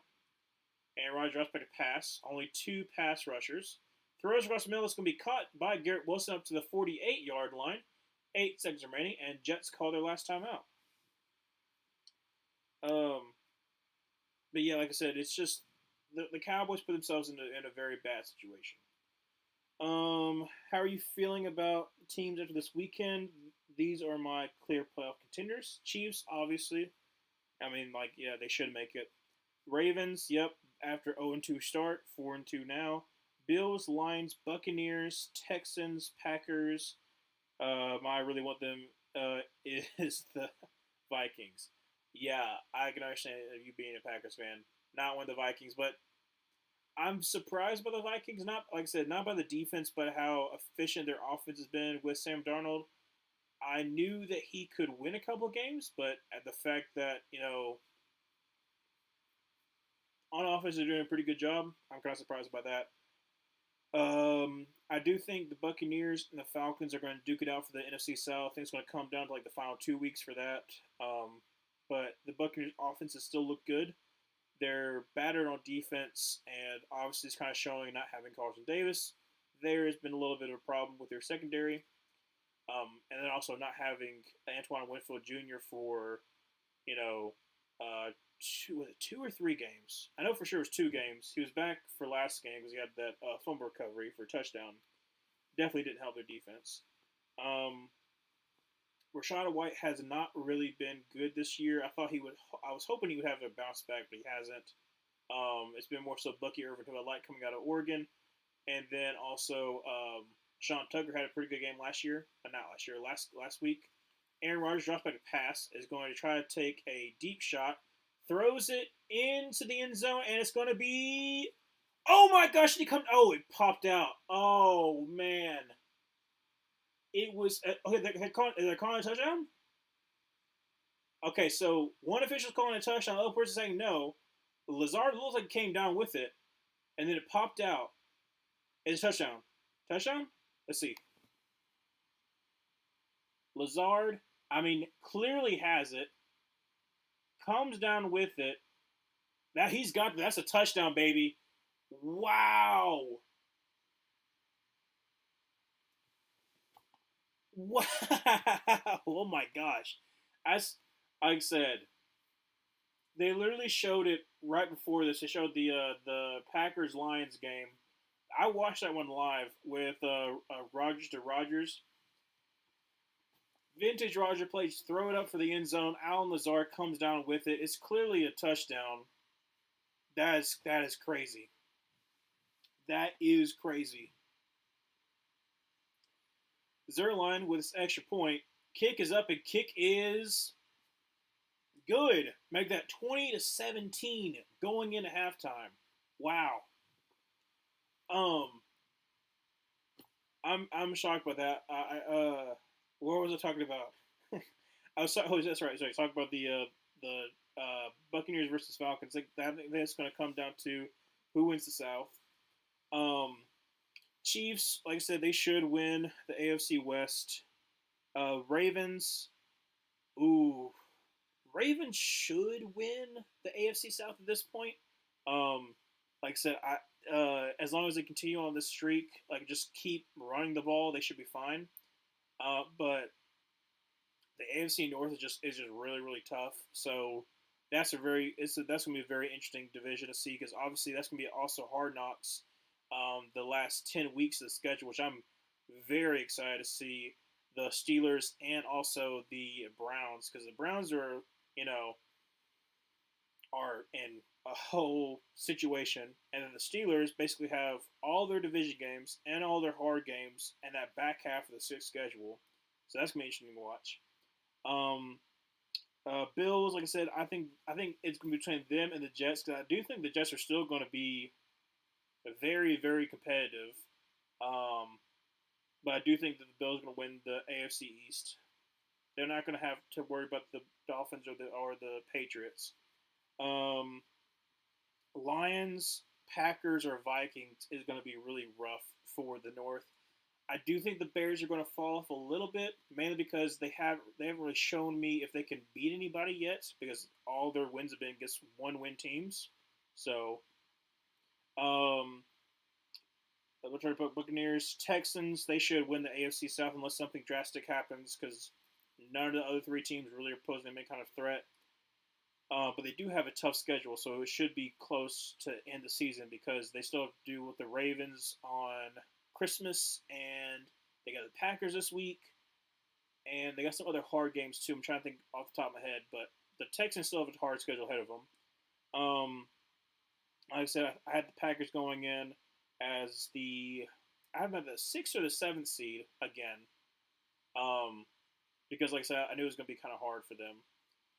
And then Vikings, like I said, I could still see them going out unless something drastic happens. Their defense is just so good under Brian Flores, and with their offense being as good as it is, yeah.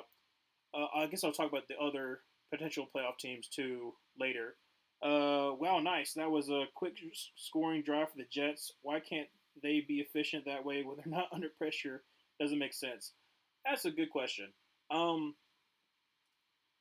I will say this: uh, they were efficient that first drive, and then after that first drive, they definitely were not. Um, but this is what I was expecting 20-17 at halftime, but the fact that the Jets came off to a really great start, they got that interim bump that you usually see like once a head coach gets fired, and it's becoming a pretty good game right now. So like I said, 2017, Bills start off the start of the second half, so hopefully they can get a drive together, put a little more pressure on the Jets. But them being at home is going to make it very dangerous if the Bills do not come out swinging to start the second half. Let me look at some of the other standings of the teams because there's some that I'm thinking about, uh, but the NFC West I have no idea. I I was iffy to start the season of like, well, I feel like the Rams are going to come through because I feel like the 49ers are going to be like a Super Bowl hangover, which they probably still are, but I really don't know about the division because like the Rams are 1-4. They're just beaten up. Unfortunately, they've had so many injuries. Cardinals are scrappy at 2-4, and then Seahawks and 49ers both 3-3. You don't really know that much about them because the 49ers are battered. The Seahawks offensive line is trash, absolutely garbage. Um, Commanders, like I said, I don't think the Cowboys are going to win the division. So I think it's between them and the Eagles. I think that tradition since I think 2005. I think it's been since there has been a repeat champion of the NFC East. I think that's going to continue. Um, Giants don't have a chance. Like I said, NFC North is that's rough. I don't think the Bears are going to be part of this, but your Vikings, Lions, Packers are going to be rough stretch. Falcons, Bucks going to be fighting for the South. Um, Bills just going to be fighting for the AFC East and AFC West, unless the Chargers really go on a little bit of a roll. I still think the Chiefs are going to win this one. North, talk about the Ravens are more likely to win this one, but it's going to be tough because the AFC North is just, it's the AFC North.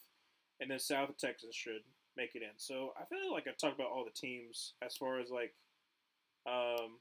some of them, like I still think they have a shot, but at the end of the day, more than likely the teams that are in the running to begin with, there are like one or two teams that fall off, like the Dolphins the last couple of years, or the Jaguars last year, the Titans the year before that. Um, so unless something crazy happens, I think it's going to kind of stay around the same. Raiders are just bad, just awful. The Raiders, like I said, that's the reason why I think there's actually some kind of credibility to Max Crosby leaving, because obviously Devontae Adams kind of wants to get out of there, and Max Crosby is a Raider. He wants to be a Raider, but at the same time, there's only so much you can really do. There's only so much you can really take. And I thought Antonio Pierce could right the ship, but it has not done. It has not been good. It's been really bad for the Raiders. I mean, heck, we beat them. So, let's see here. I don't like the Broncos. The QB is too young to trust. Rams are beaten down. Seahawks are too hit or miss. I agree with that. Like I said, the Seahawks, the Cardinals, and the Commanders were my wild cards this year, where I was just like, I don't know who you are yet. Two of them are rookie head coaches. Well, rookie head coaches, because Dan Quinn had coached before. But new regimes. How about that? Two new regimes, and then Gannon, who's trying to catch his stride. He still needs another good draft, but they're a scrappy team. So I feel like I'm good on my prediction for the Cardinals so far this season. I think I'm pretty good on that one. I should have bought high on the Commanders, but I was scared to. I was like, you know what? I'm not going to do it because I was like, it's going to look dumb because I was really high on Jane Daniels. I believe in the quarterback ranking for the draft that Luke and I did. He was surprised by the fact that I said Jaden Daniels is a lot closer to Caleb Williams than he is to Drake May. So I had Drake May as a tier two, and I was like, I know Jaden Daniels can have a pretty good rookie season, and so far he's even exceeded my wildest expectations. Um, but yeah, the Commanders are having a good season, but I do agree that Bo Nix was my quarterback four, where I felt like he could start, but he's going to definitely have some hit and misses because he has not been. Um, the Broncos don't have the best weapons for him, but at the same time, he's had some good games, had some bad games. I think it's just like a transition year for the Broncos. There's still hope for them, at least there's something, because they haven't had that in a while. And what other one? The Rams. Yeah, so the Rams are just they're very, very hurt, and I was hoping that their young defensive line, very talented defensive line, would come together, but unfortunately, is not. Obviously, not having Aaron Donald has been a very big, very, very big factor for them. And they have a battered secondary. They have a battered offensive line as well. It's just unfortunate, but hey, you got your first down. Not first down. You got your first round pick. So we have your second round pick. So continue to lose. Honestly, that would honestly be kind of hilarious if we give. Obviously, the Bears have our second round pick. So as of now, it's definitely a top three second round pick. Uh, but if we have a top five, top six or seven second round pick, then I'm not gonna be as mad. I'll be like, hey, you know what? We made a really good trade last year. That you know that was a Fitterer trade for Bryce, and we're still feeling the ramifications for it. It could still work out. We have no idea. Um, miracles do happen every single day, but the way that Dan has done this draft class, who we've reaped some of the benefits. Xavier Legette is looking pretty good. We don't know about Brooks yet. Trevor Wallace has stepped in after injuries to Shaq and also Josie Jewell and had, for a rookie, okay. It's not the best, but he's still learning the ropes. Jatavian Sanders had a great game last year, a tight end that we drafted. Sean Smith Wade, he had a pretty good game last year too. So this is a good draft to kind of build upon for Dan Morgan and Dave Canales. So I don't know how I transition over to the Panthers, but this year's all about evaluation. I've talked about it before now. I'm setting my expectations kind of low, but maybe we can steal a couple of games. We got the Commanders next week. Their defense isn't very good, so maybe we can run the ball with them, especially with Jared Allen being out. Do I think we'll win? No. But it could be interesting. We got the Broncos next at the Broncos, who have a very good defense. Their offense, you can maybe keep it close. That's what I'm hoping for. I'm hoping for close games. We got a close game against the Falcons. Yes, the final score doesn't show it, but we got a chance of making it another one-score game. Unfortunately, the interception did happen. Our defense cannot stop the run, and that was the end of the game pretty much. But we kept it close for the most part. So I'm not too upset. Commanders next year, they are serious contenders if they face a defense issue. Honestly, that's what I'm saying. Like the Commanders and the Cardinals need one more good draft.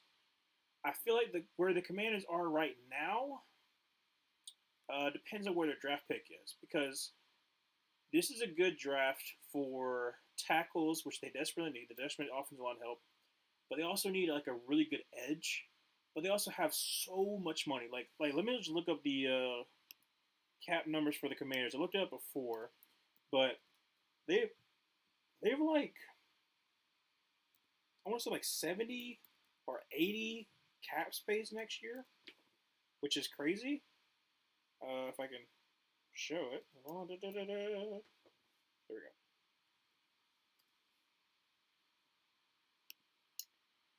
They have. Oh my gosh. Okay, so they have 26 this year. They have 121 next year. One 121 next year. That's not even counting the 26 that's going to roll over into next year, or how much the cap is going to go up next year. They could literally buy, a whole lot of defense. I thought it was. I did not think it was over 100, much less over 120. That is ridiculous.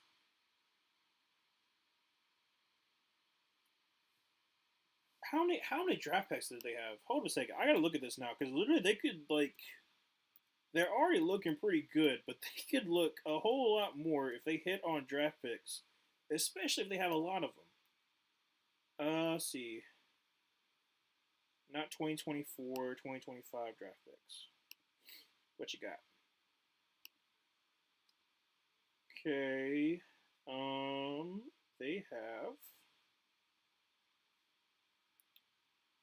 They got a first, second, two thirds, and a fourth, two, six, and a seventh. Who is their second, third?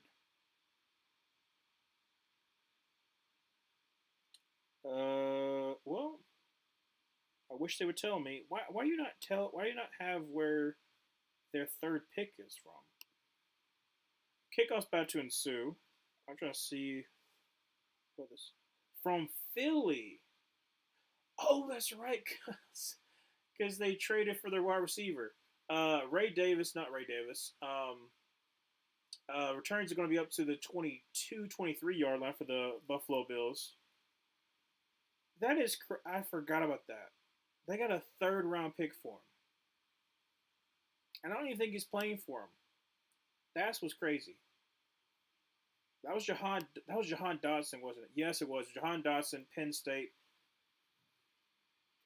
He absolutely cooked the Auburn Tigers when we played against them. So, you know what? You do you, bud. Back to the actual game. First down 10 for the 23. Josh Allen our center with Ray Davis in the backfield.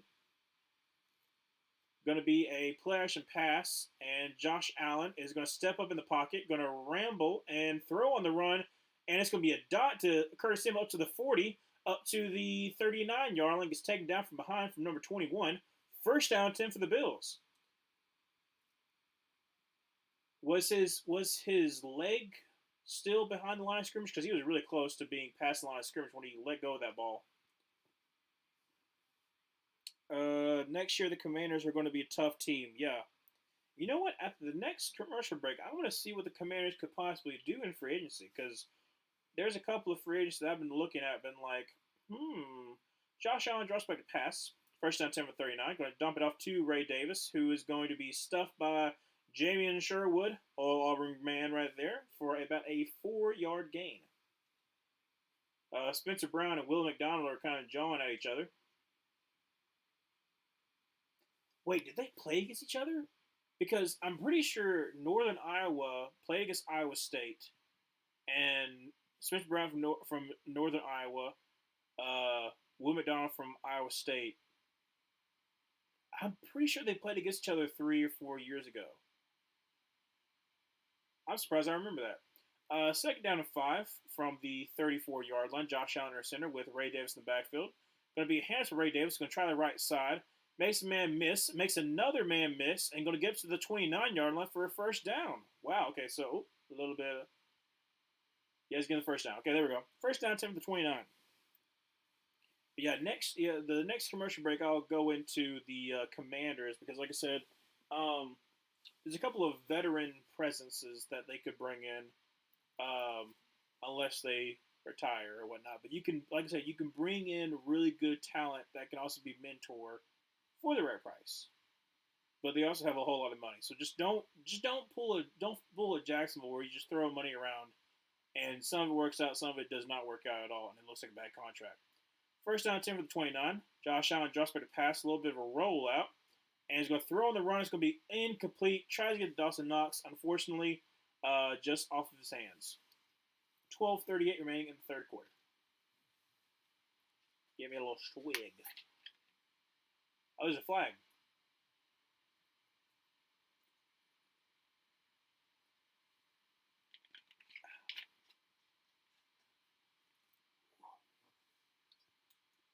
that hit. Goodness gracious. It feels like a. Oh, okay. Pass interference on the offense number 88. The quarterback was complaining about it, so I didn't see it initially, but I saw the aftermath where the quarterback was complaining about it. See, Dawson Knox, absolutely. He definitely pushed off. Oh, Dawson, don't be like shaking your head. No, you definitely did. So he's going to push him back to a first down and 20 from the 39-yard line. Josh Allen in the shotgun with Ray Davis to his right. Make that, well, he motioned him out and then motioned back in. Josh Allen drops back a pass. Getting a little pressure from the left side. He's going to step up and going to fake the throw. Going to get about, there's about 5 yards there. Second down to 15 from the 39 or 34. 34-yard line because they were at 39, gain 5. Still 2017, 12-15, let it go in the third.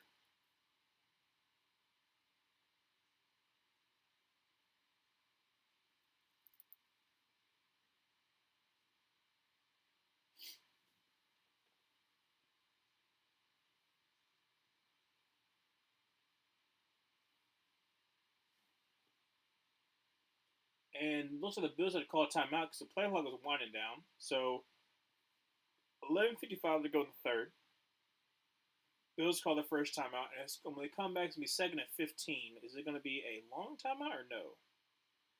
No, but I'm going to set up what I'm doing for the next TV timeout.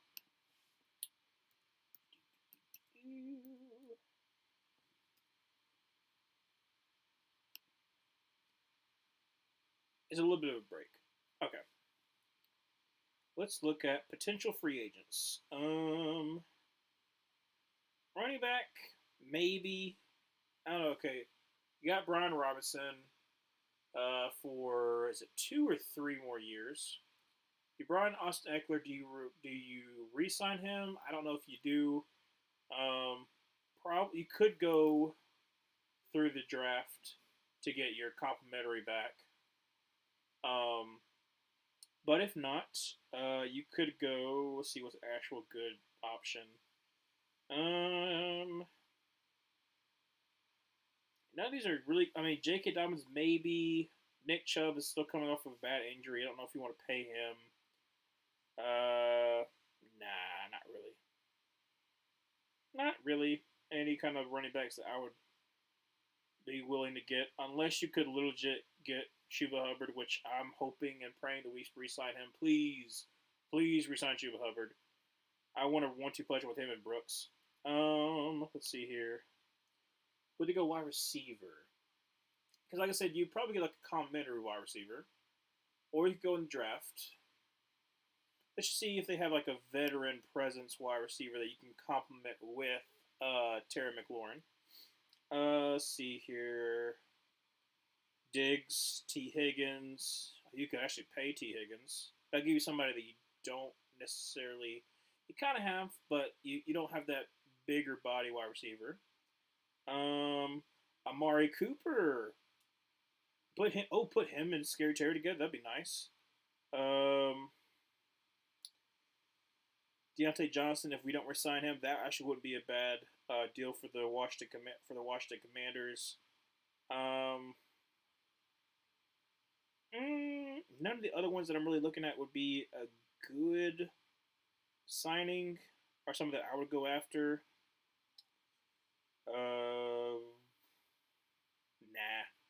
Okay. Tight end. I have faith in Ben Sinnott, so I wouldn't go for another veteran tight end. I think he can take over for Zach Ertz next year. Talk a little bit more about it. Second down at 15 from the 34-yard line. Josh Allen in the shotgun with Ray Davis to his right. Going to drop back a pass, getting pressure from the right. Throws off his back foot, and it's going to be...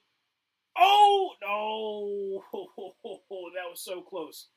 Coleman almost with an amazing grab. Falls incomplete. 3rd and 15. That was a great throw off his back foot. Could have been right in there, but DJ Reed just rips it out. Oh, that sucks. That could have been awesome. I was like an offensive line for free agency after, well, set it up for this third down. All right, so 3rd and 15 from 34-yard line. Josh Allen a shotgun with looks like is that Ty Johnson? Yes, it's Ty Johnson to his left. Play clock's at 2, at 1. Drops back to pass, quickly throws out to Coleman, who's going to try for a screen. Nothing really there. Gets like a 29, so again a 5. But it'll be 4th and 10. Got to see, is this in field goal range for Tyler Bass? I think it is. For a long field goal. Let's see. I kind of hope that Tyler Bass doesn't make it. 47-yard field goal attempt for Tyler Bass from the left hash. Snap, hold, kick is up, and kick is... He pushed it right! He pushed it right. Wow. So missed field goal. 20-17. Jets take over with 11:06 remaining in the third. And it looks like we're doing a TV timeout. Let's see here. Zach Martin's kind of old, injury prone now. Do you want to pay him? Maybe, maybe not. Let's see here. Garrett Bowles. I thought he's probably gonna get re-signed by Denver. Ryan Kelly. He's going back to turn 32. Goodness. He would be beneficial for a center, but you already got Biotish. I don't know if you would do that. Corbett, technically you could. He was a good guard, and he has really good transition over to center, but I think we'll probably try to re-sign him. Let's see here. Who else you could possibly get? That's actually decent. Morgan Moses, but you let go of him. Now he's at the Jets.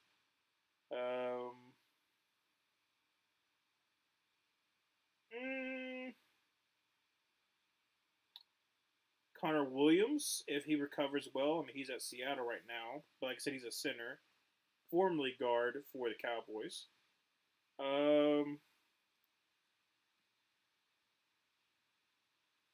Nah. Like I said, for the most part, you're not going to find a lot of good quality guys in free agency for offensive line. And if they are, they're going to be overpaid like what we did. But I am very happy that we made that decision because Robert Hunt is an absolute beast, and David Lewis is really sticking good too. But Robert Lewis is well worth the money we're paying him. I don't care what anybody says. Okay, so defense. Son Reddick, obviously. Kind of he would fit closer to Dan Quinn's system. Khalil Mack, he's going to be 34. I don't know if you would want to. It depends on how much you're paying him. But when he's healthy, he's good. Buda Baker, Carlton Davis. See, you could bring in DeMarcus Lawrence for like 1 or 2 years. He's about 32. DJ Reed already got paid. See, Josh Sweat, potentially.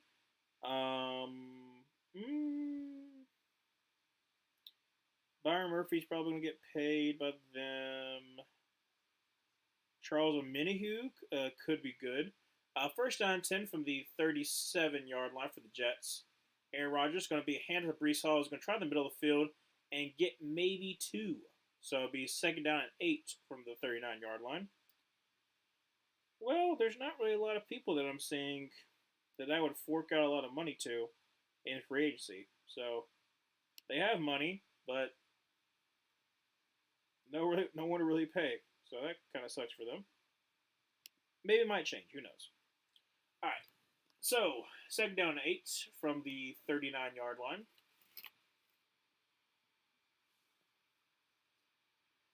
Aaron Rodgers in the pistol with Breece Hall in the backfield. Going to be hand to Breece Hall. He's going to try the right side, and they're all over that. I think he even lost a yard. Yes, he did. Make that 3rd and 9. 10-14 left to go in the third.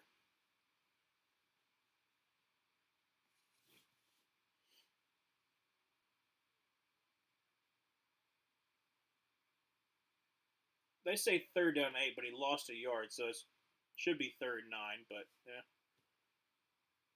Jets still down 20-17.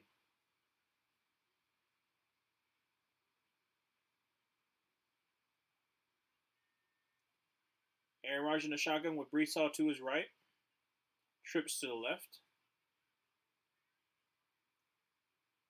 Drops back at pass, is getting a little bit of pressure, and he's going to get sacked at the 30-yard line. That's AJ Epineza again with a great third down sack. And there's a flag, though. What's the flag?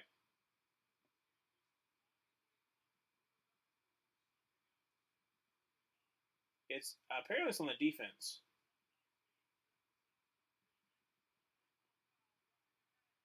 Oh my gosh.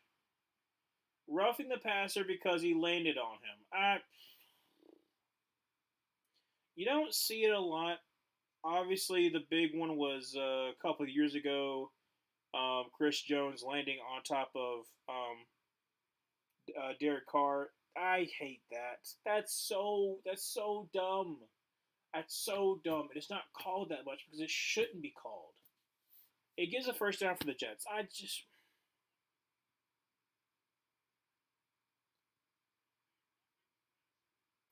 because he put his body weight on him, that's gonna give him a first down. All right. Well, first down at 10. I do not like that call. It's correct by their way, but it's still a stupid call. From the 47, first down 10, Aaron Rodgers in the shotgun. They send Gibson into motion, hand the ball off to Brees Hall, who's going to try the right side. Gets to about the 48-yard line, so gain of about 5. Yeah, 5 there. As AJ Epineza gets there, like,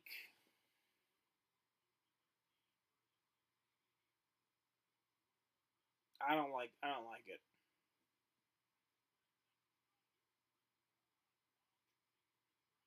Like I said, I hate that call. Dumb call, but oh well. So second down 5, Aaron Rodgers in a shotgun with Brees Hall to his left. Going to be a handoff to Brees Hall, who's got a little bit of a counter there. Going to get up to about the 45-yard line. Make that third down and 2.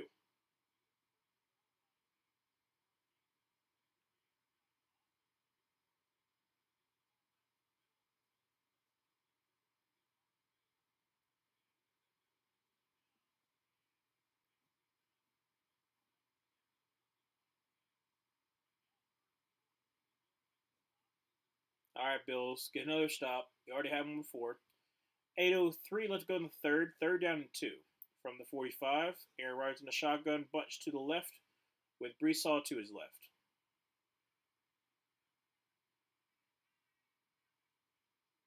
Going to be a toss to Brees Hall, who's got some blockers. He's going to get the first down up to the 25, up to the 20, to the 10, and shakes and bakes, and unfortunately he's going to step out of bounds at about the 4-3, something like that, yard line. First and goal for the Brees Hall. I did not even realize that Taylor Rapp is wearing Guardian cap.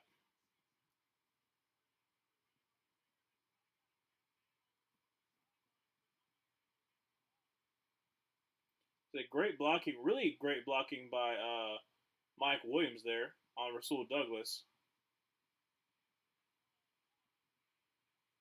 All right, so first and goal, 7:15. Let's go in the third. Aaron Rodgers on the center with Braylon out in the backfield. Three tight ends to the right. Aaron Rodgers, play action pass, dumps it off and popped up in the air, almost picked off by Tyler Rapp. That would have with Taylor Rapp. That would have been, that would have been awful. All right, Bills, hold him to a field goal here. That's what I really want. Hold him to a field goal. Did it hit off? Oh, no, it hit off his hand. I about said if it hit off his guardian cap, that would have been hilarious. But no, it hit off his hand.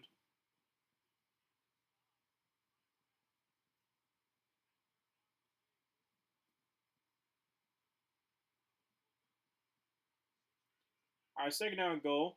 Aaron Rodgers hands the ball off and stonewalled. Wow, they got immediate pressure up in the middle. Smoot with the stop. Um, That's Smoot from the Jaguars, I believe. 6:46. Let's go on the third. Third and goal. Yeah, just beats Moses from the inside. Is that Gregory Rousseau? Looks like Gregory Rousseau was helping on the tackle for Smoot. So, third and goal from the three. Aaron Rodgers in the shotgun formation with Brees Hall to his left.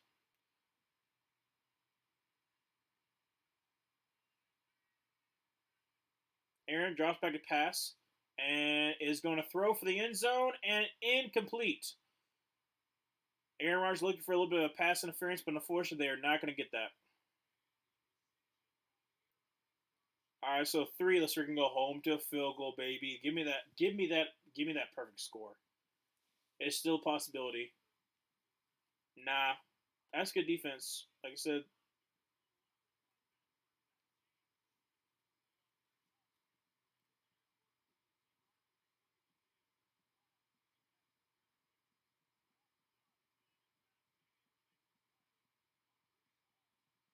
All right, so this is a what is it? A chip shot, but it's like this is basically an extra point at this point.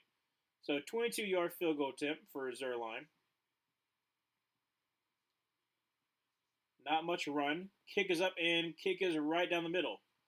A little bit of a line drive there too. So 20-20 with 6:13 left to go in the third. Like I said, my prediction was 27-23. Let me look at the other scores too. I know some of them are definitely not going to happen, but I think I might have already gotten it. See, that's 40 points total. See, that's 39. They're close enough to that one. That's also 39. That is 38, 37. Okay, so as long as the Bills score a touchdown, then I should get the points. But if the Bills score a touchdown and the Jets only score a field goal, I get perfect points. That's all I'm looking for. I'm looking for another win. I got my first win in fantasy this week. I'm so freaking happy because like literally, even it happened this week too. Each week, outside of the first week, I have faced off against my opponent, and my opponent has gotten over 120 each week, and I would lose by like a couple of points. But I would be like the ninth or I would like have more points than 9 out of the other 12 teams in the league, and I would be like, this is freaking stupid because like a team would be like sucking the week before me and then have their best week against me, and I was like, what? I was like, this is just like stupid. I was like 0-5. Finally, got my first win. I have a good team because I'm consistently getting like 125 to this week. I got 130. Almost lost because Tyron Tracy would kept on getting receptions. My opponent, like, got Tyron Tracy. Wasn't expecting much, and then literally had 19 points from him. But I still won. A little bit scary there. Yeah, thank you so much for the congratulations. Hoping that I can keep this up. Like I said, I have a good team. I just need to. If I can make it in the playoffs, I feel confident. I feel really confident. I just gotta make it in there first.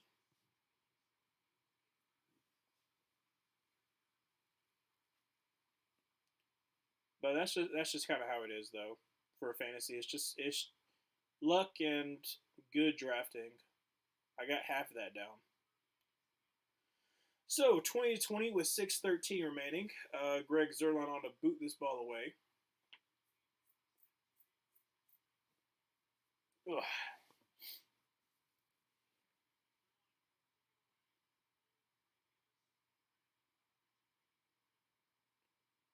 All right, so booted away is going to be returned. No, actually going to kneel this one in the end zone. First down 10 from the 30-yard line.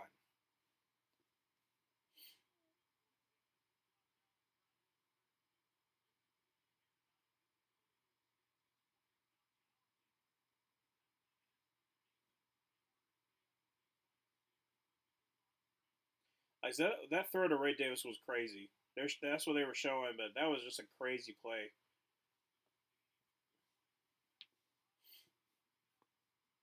All right, so first down and 10. Josh Allen a shotgun with Ty Johnson to his right. That's a false start. False start, but Matt Collins, slot receiver right there.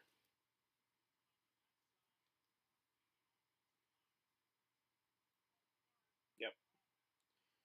First down and 15 from the 25-yard line.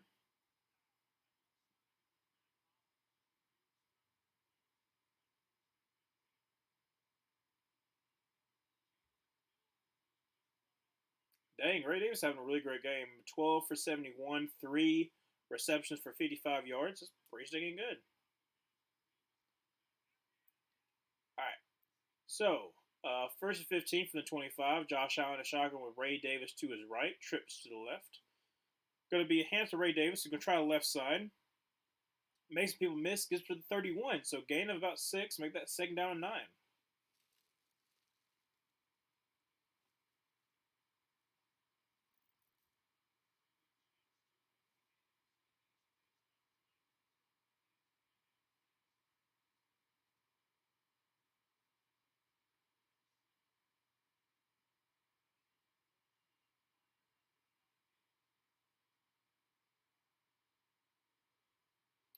Okay, so second down 9. 5:35. Let's go in the third quarter. Josh Allen drops back pass.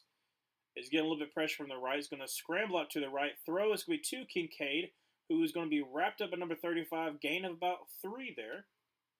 Kincaid's a little slow to get up, though. He's fine. Third down and about 4? The third down and 6. I don't know why I said 4. Third down and 6.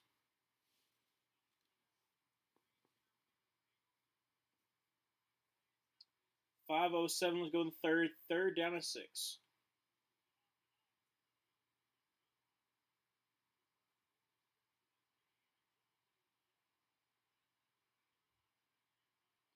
Josh Allen in the shotgun with Todd Johnson to his right. Got to send Kincaid into motion. 3, 2, 1. Barely gets the snap off. Gets a little pressure from the right. Scramble out to his left. Throws on the run. Throw off his back foot, and it's going to be incomplete. And that's also going to be a pass interference. But is that on the defense or offense? DJ Reed is kind of pleading his case.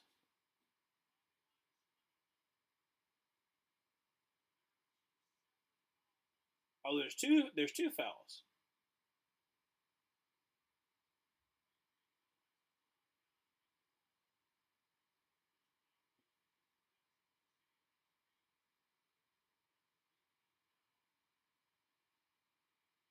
Okay, so that's pass interference on the defense, and what's the other foul?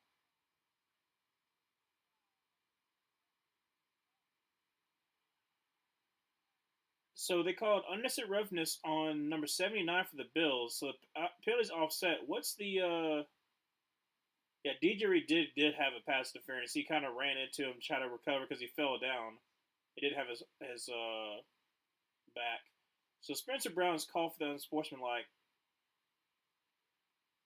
You're gonna call that? Okay, the other one maybe.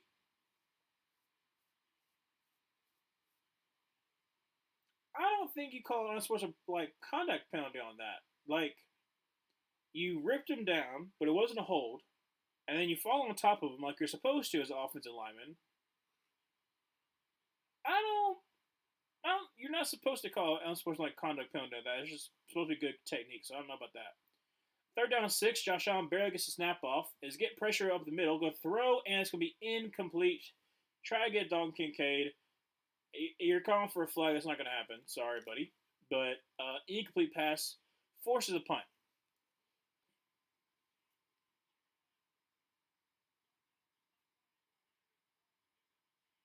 Yeah, a little bit overthrown by Josh Allen there.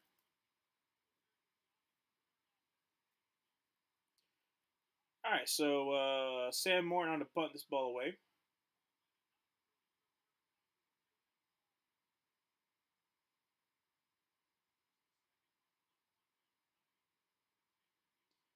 Kick is away, and it's going to be returned at about the fair caught about the 25-yard line by Gibson. So first down 10 from the 25. 4:25 let's go in the third quarter. Still a 2020 game.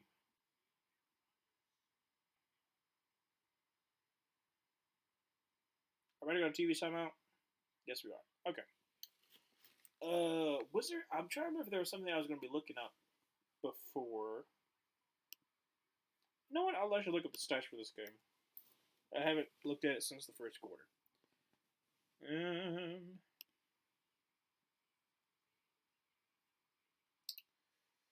Okay, so Josh Allen 14 for 18 for 163 and 2 touchdowns. Ray Davis has that additional 13 to 77. Ty Johnson 4 for 34. Josh Allen has 5 for 15 the touchdown. Ray Davis still has that 3 for 55 receptions. Curtis Samuel 3 for 44. Dalton Kincaid 4 for 30. And then Dawson Knox has that 12-yard touchdown reception. Jets, Aaron Rodgers 13 for 19, 192 and 2 touchdowns. Brees Hall is knocking on the door for 100, has 14 for 92 after that long run that got him down to about the 3 or 4 yard line. Brown, unfortunately, 3 for 8, had that carry for nothing. Garrett Wilson has 6 for 68 at touchdown. Alan Lazard had that bomb for a touchdown, make that 3 for 67 at touchdown. And then Brees Hall, like I said, had that long screen to make it 245. So overall, though, it's a pretty even total yards. The total yards literally 14 more for Buffalo with 284. Passing yards, we are talking about it. The Jets have about 12 more with 170. Rushing yards, the Bills have 26 more with 126. Yards per play is pretty even. First downs, Bills have a little bit more, 19 to 12. Pretty close on third down efficiency. 3 sacks for the Jets. 2 of those from AJ Epineza on third downs. 1 sack for the Bills. Penalties, 4 for 46 for the Jets. 6 for 50 for the Buffalo Bills. And then time possession is pretty close. Like I said, it's a really close game. It's a really good game, as a matter of fact. Well, the Jets should monopolize on this and take the lead. Like I said, they should. Are they going to? Don't know. I don't mind them scoring a field goal here. They got a little ways to go, but still. First down 10 for the 26. Aaron Rodgers in a pistol formation with Brees Hall in the backfield. Quick throws out. It's going to be a screen to Garrett Wilson. Gets the first down up to the 40, up to the 42-yard line before it gets wrapped up by Williams. First down 10 for the Jets, 4:16 left to go in the third.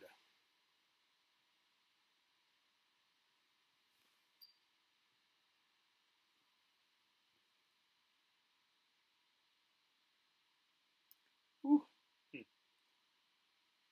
right. First down 10 for the 42. 3:56 remaining in the third. Aaron Rodgers and shotgun with Brees Hall to his right. Make that to his left. Switches over. Going to be a play action pass, and Rucker is wide open, but he's going to sail it forward. Wilson is got the 40 all the way up to the 35-yard line for stiff-arming Damar Hamlin's helmet off his head.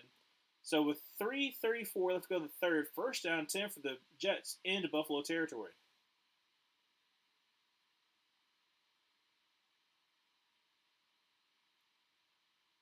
That's a great pass by Aaron. Nice play. Like I said, Todd Downing has done an amazing job calling plays so far. They've been able to run the ball. They're so close to getting 100 total yards rushing. Aaron Rodgers doing pretty good. Garrett Wilson's had a great game. Aaron Rodgers hands the ball off to Brees Hall, who's going to get the 100 mark, and you might get the first down, but there is a flag. Flag came in a little bit late. Could be a hold. And could back him up a little bit more.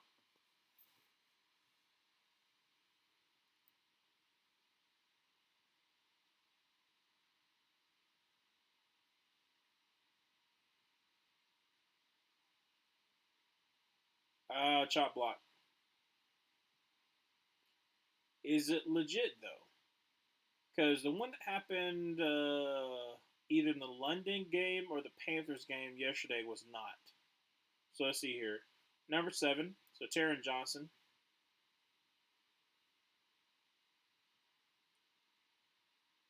Yep, that is. Okay.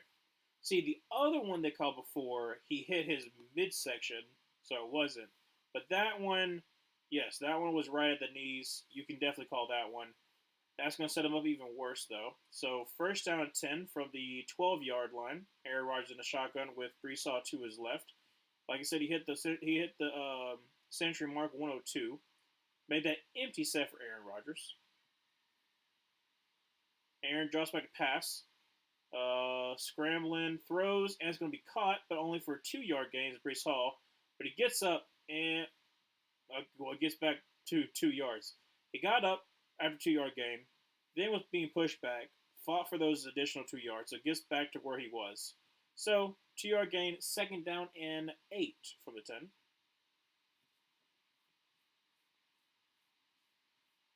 I said, I'm not stop here.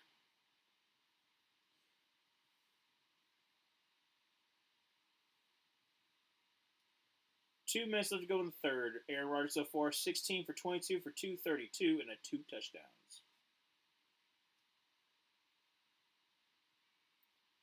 Aaron in empty set drops back a pass and throws to his left. It's going to be caught by Alan Lazard, who is going to be a yard short.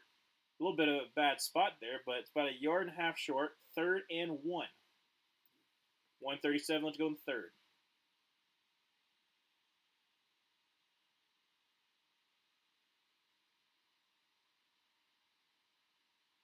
This is very important for the Jets because at this point, are you going to take the points if you don't make a first down here? Really depends. If it's 4th and 1, I would probably go for it, but ISO I formation with Brandon Allen in the backfield, as a fullback, and then Brees Hall in the backfield. Going to be a handoff to Brees Hall, who's going to get in the end zone for a touchdown. Jets lead 26-20, but there is a flag. Uh-oh. Yeah, it's coming back. Hold. Who was holding? Tyron Smith. Oh, okay, what you done did?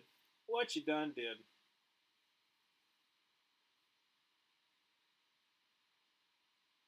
Can we see it? Let's see here. Tyron Smith.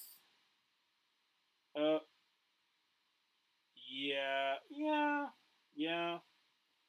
If he crosses your face, you can still have the inside, but you have to basically push him down. If you hold for a second there, they're going to call it. Unfortunately, that makes that 3rd and 11 instead of 3rd and 1. It's not a lot of a hold, but some refs are going to call it. I think he probably shouldn't have, but still, 3rd and 11. Aaron Rodgers drops back a pass from the 14-yard line, throws across the middle. It's going to be caught, incomplete. Garrett Wilson had it for a moment, and then it got punched out. Make that 4th and 11. Jets going to call for a field goal. Garrett Wilson is down on the ground. He is in pain. 59 seconds remaining in the third. I'm guessing he got the wind knocked out of him because it looks what it seems like he's just like gasping for air. See, yeah, I feel like he got the wind knocked out of him. Taylor Rapp came in. Yeah. DeMar Hamlin kind of closed onto his arms. Taylor Rapp hit him right in the midsection. I think he just lost his air. All right, so go into TV timeout. 59 seconds remaining, so Jets will, I'm assuming they'll go for the field goal. I don't know why you would go for it on 4th and 11.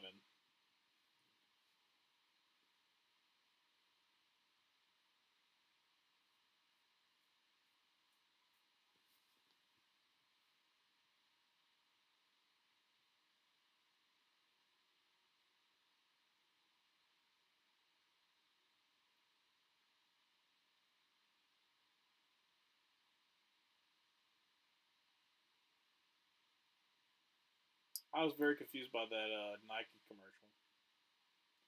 I didn't know what it was at first. Yeah, we got 59 seconds left to go in the third quarter. Like I said, Garrett Wilson was getting looked at. I just think it was like he got air knocked out of him. Don't think it's anything serious. But when we come back from this commercial break, Jets going to have to be, let's see, from the 14-yard line. That's about a, 31-yard field goal, something like that. Zerline's been good today. 2 for 2. No, wait. Was he 2 for 2 or did he miss one earlier? I forgot if he missed one earlier. Let's see here. I know Tyler Bass missed the extra point. I mean, it was shanked. It was bad. Let's see here. Yeah, he's 2 for 2. That's what I thought. Pretty short yardage though.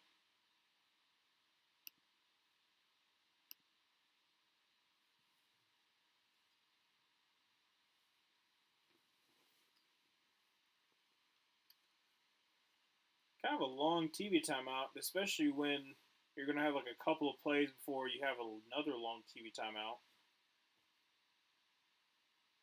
See, that's what I don't understand. I talked about it before. They're almost be back. That's what I don't understand is like, why do you have long TV timeouts? Obviously, you have one for the quarters. That makes sense. But if you know you're going to have maybe 2 or 3 plays before the uh, start of the other TV timeout, just do like a minute or so. You don't have to take it too long. All right, so throw a 32-yard field goal attempt by Greg Zerline. Snap, hold, kick is up, and kick is. Oh, he doinked it. He doinked it. So he missed the 32-yard field goal, 55 seconds remaining.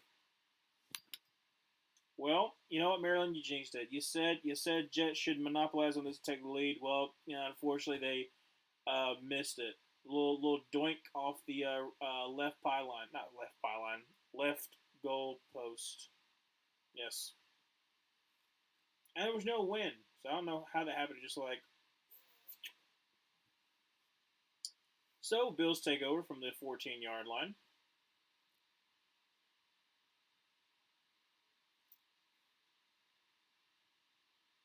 If we'll get to the actual action, maybe. There we go. Actually, from the 22-yard line, Josh Allen and a shotgun with Ty Johnson to his left. Going to bring Curtis Samuel the backfield to his right.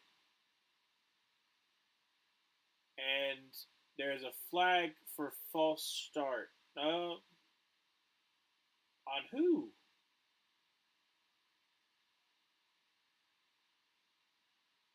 They caught a false start on Spencer Brown. Did he? Oh wait, did he put his hand down and then bring it back up? Because then that's a false start. He must have done that because I didn't think because they weren't really set, so I don't know how that was a false start, but I guess so. So first down 15 from the 17-yard line. Josh Allen again in the shotgun with Ty Johnson to his left and Curtis Samuel to his right. Going to be a play action pass, and he's going to just dump it out to Curtis Samuel, who's going to get to the 20 up to the 24-yard line. Looks like. Here's a way to spot him, 24, 25-yard line. Nice gain. And second down and 7. So gain about 8. And there's a flag. What's the flag on? Illegal formation offense. Okay.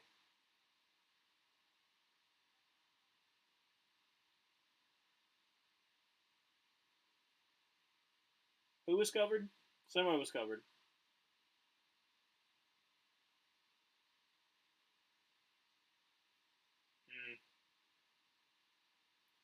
All right. Oh, that's because both wide receivers are on the line, I guess. Okay, so first and 20. Can't have anything good. 49 seconds remaining in the third quarter. Well, at this point, I guess, it's been 3 plays, and I guess it's okay that we had a long TV timeout. So all the way back at the 12-yard line for this first and 20. Josh Allen, a shotgun with Ty Johnson to his right. Draws back to pass and try to be a screen, but unfortunately is sniffed out by Quincy Williams. Going to be incomplete. Why is the clock running? The clock was at 23. They went 22, 21, 20. Why did it?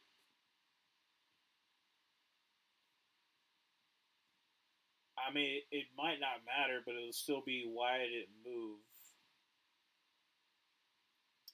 Anyways, second down and 20 for the 12.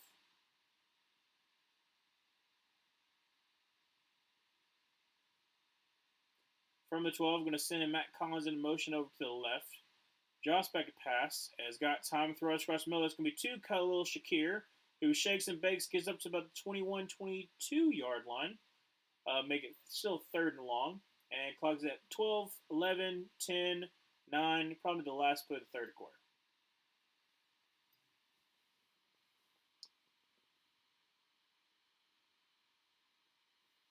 And there we go. So we're going to go in the fourth quarter, still 20-20. Bills going to come with about a third and where were they at? Still third and long. Um, as long as the Bills win and they score a touchdown, then like I said, I'm good. Get a whole another quarter to go.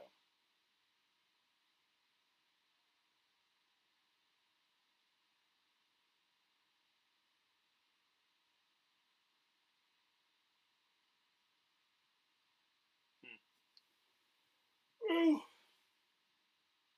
This has been a really good game. I don't like all the flags though, but it's been a good game.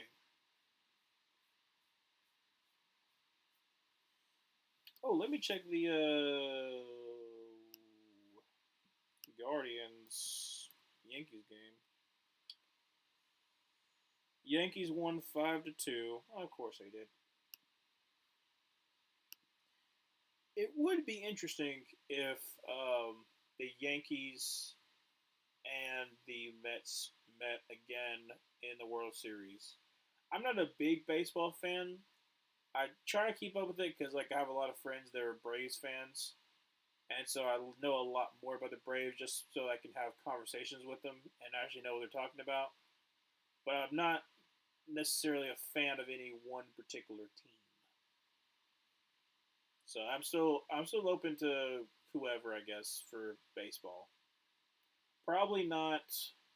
Um, I probably won't be like for Yanks or for the Red Sox for like the teams that have won like a whole bunch of championships because that's just not what I would probably go for. Like even the Braves, haven't won necessarily that many, especially they only won one as of recently, and they have a good team. I like Michael Harris Jr. Not Michael Harris Jr. Michael Harris the third. He's about my age too, which that's another thing that's kind of interesting. Like a lot of the players now are like close around my age, so it's like cool to see someone like my age making like these amazing plays. Oh, at the fourth quarter, they're talking. Oh wow, Quincy Williams and Deion Dawkins are going at it. Well, they're just jawing, but still. All right. Ugh.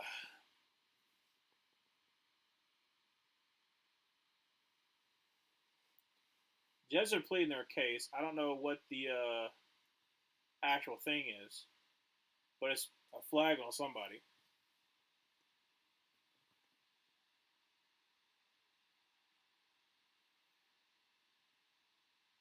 Okay, so they're only calling it on Deion Dawkins, so it must have been something that he said because they didn't really show anything that he actually did.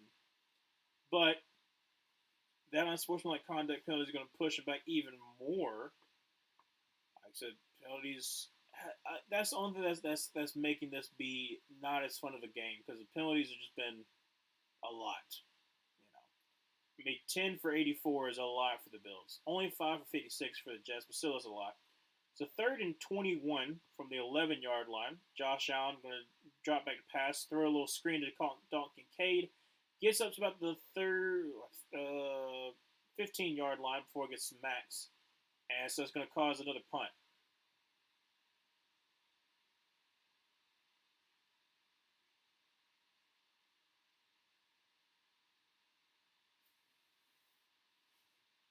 They're showing the history between Michael Clemens and Deion Dawkins. And that's who the matchup's been.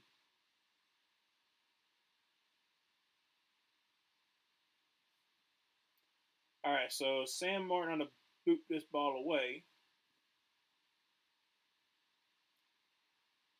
And it's going to get off cleanly. Going to be returned at the 30, nope, the 25-yard line. Xavier Gibson misses the tackle from Matt Collins and gets absolutely dragged down to the 33, 34-yard line by number 85, Morris. So first down 10 for the Jets at about the 34-yard line. Ooh. 14:06 left to go in the fourth.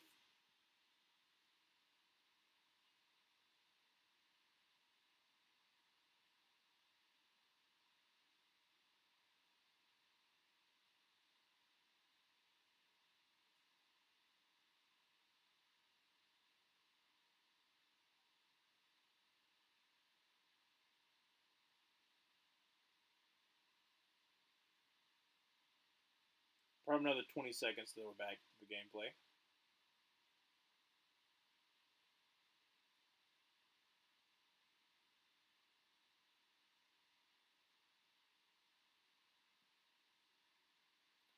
All right, so first down 10. Aaron Rodgers in the shotgun with Brees Hall to his left from the 34.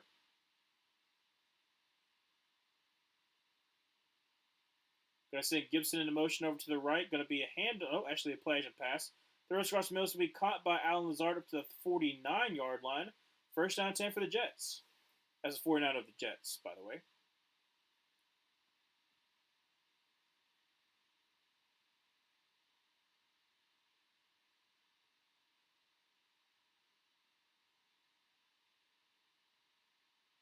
Ooh, shoot. My eyes. Ooh. Ooh, goodness. My contacts are a little messed up there. So from the 49, Aaron Rodgers in the pistol with Brees Hall in the backfield. Going to send Conklin into motion over to the right. Going to be a pitch out to the right to Brees Hall, who's got some blockers, and unfortunately gets tripped up, but all the way up to the 45-yard line. A late flag probably means a hold. Well, like I said, there's a lot of flags as of late. Not liking that. Hold on the offense. Yep. We all knew it. Can't have anything good. Elijah Vera Tucker with the hold there. Let's see the hold. Elijah Vera Tucker goes up to the linebacker. We can't quite see it. Nothing shown. I don't. Okay, why not actually? Well, they don't really show the actual hold, so that would have been nice to see. But instead, it is going to be first and long. Empty set for Aaron Rodgers here. 13 minutes left to go in the fourth. First and 18 from the 41. Aaron Rodgers drops back a pass and quickly throws it to Williams, who just drops it. What it will hit you right in the numbers. I mean, well, it might be a little bit low, but itch in the hand, that's for sure.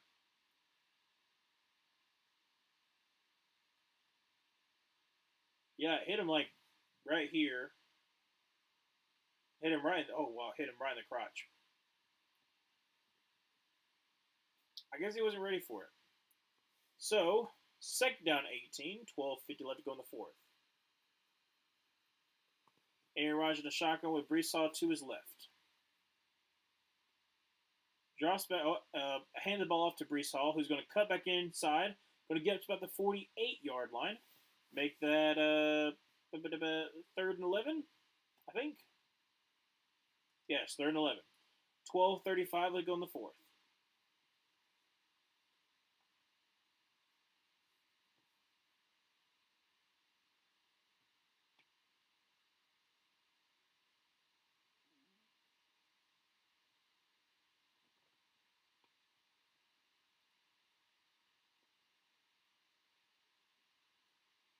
All right, third and 11. Play clock's at 7. Aaron Rodgers in a shotgun with Brees Hall to his left. Drops back a pass. Getting pressure from the left side and throws. And oh my gosh, how did he get that in there? As a caught by Alan Lazard, but how did he catch that? Yeah, Rodgers was getting pressure from the left side. I think it was AJ Epineza again. No, it was Gregory Rousseau that time. But that is crazy. He got that in. Oh my gosh! It hit Bernard right in the hip too. I don't know how you I don't know how you fit that in there, but yeah. All right, so first down 10 from the 27-yard line. Aaron Rodgers in a pistol with Brace Hall in the backfield, and did they call a timeout or is it a flag? I think it's going to be unfortunately delayed game for the Jets. So back them up even more. First and 15 instead. Still 11-16 left to go in the fourth.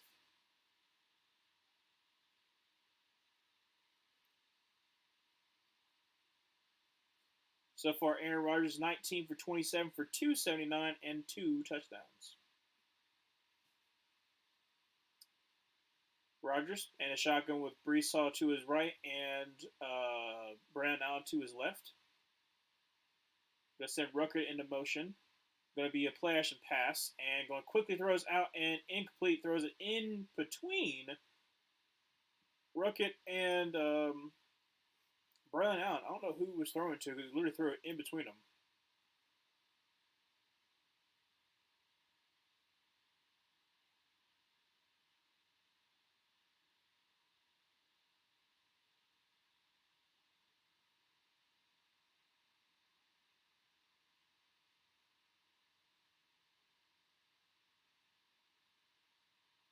All right. So, second and 15, 11-12, let it go in the fourth. Aaron Rodgers in a shotgun with Brees Hall, motion out. Going to throw a tight end screen that fails miserably and loses a yard. So, third and 16. I'm okay with this. Force a field goal. Third and 16, don't do anything stupid. I'm telling you, if I get a perfect score on this one, I'll be laughing. All right, so all the way up to the 33 yard line, I think, or 34. 33. Third and 16. The zero line's already getting prepped. Aaron Rodgers in a shotgun with Brees Hall to his right. Moves from the left to the right. Drops back to pass and quick throws out to Brees Hall, who's going to be one-on-one with Hamlin, who unfortunately is only going to get about 5. So field goal kick on for Greg Zuerlein. Let's hope he doesn't miss this one again. Because this one is a 30, 37? I think it's a 37-yarder. I'm probably wrong. No, it's a 40-something yarder. 43-yard field goal. Still 20-20. From the right hash. Greg Zuerlein with 9:51 left to go in the fourth. Snap, hold, kick is up, and kick is...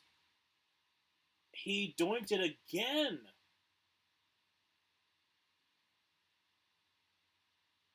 Doinked it again.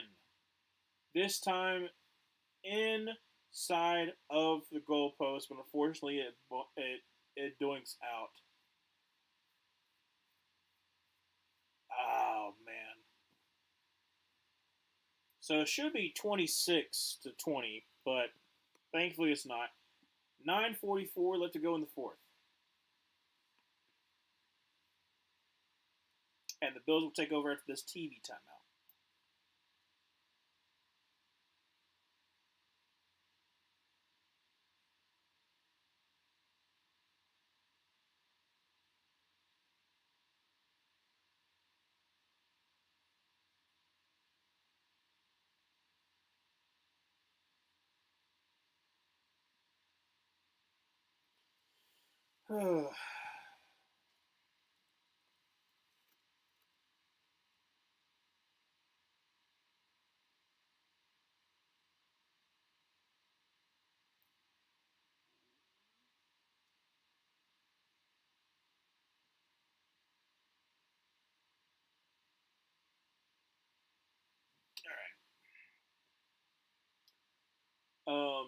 I think I've already said, but I'm going to be streaming, obviously a Thursday night game, Broncos Saints next, um, international game, Jaguars Patriots, Unfortunately, the Panthers game is not going to be available for me to stream, so I'll only stream the international game on Sunday. And then the Monday night game, I'll be streaming the Ravens Buccaneers. Fully, that's going to be the better game. And then if the Chargers Cardinals is still a good game, then I'll call the rest of that game too. But like I said, I have no idea how that Chargers Cardinals game is going to go. It could go one or two ways. It could be absolutely abhorrent to watch, or it could be pretty decent. There's no in between.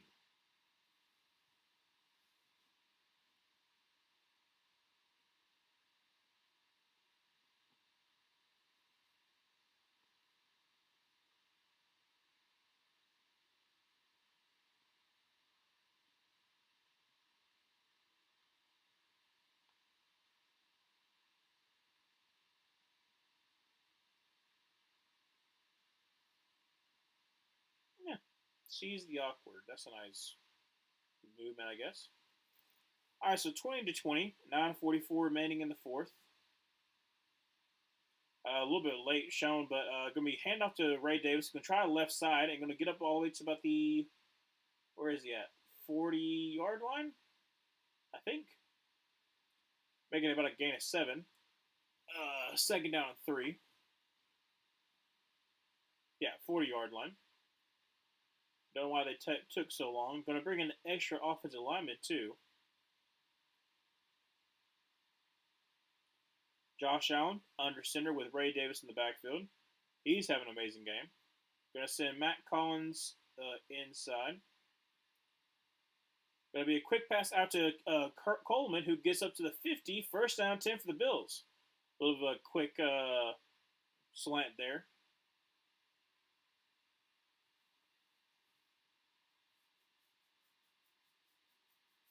Jets defense. Only team with 0 touchdowns allowed in fourth quarter. Well, hopefully that breaks. 8:38 remaining in the fourth. Why did I say it like that? First down, 10 for the 50-yard line. Josh Allen under center with Ray Davis in the backfield. Going to be a toss out to Ray Davis, who's got some blockers. Gets up to the 47. It's like a gain of 3. Make that second down and 7.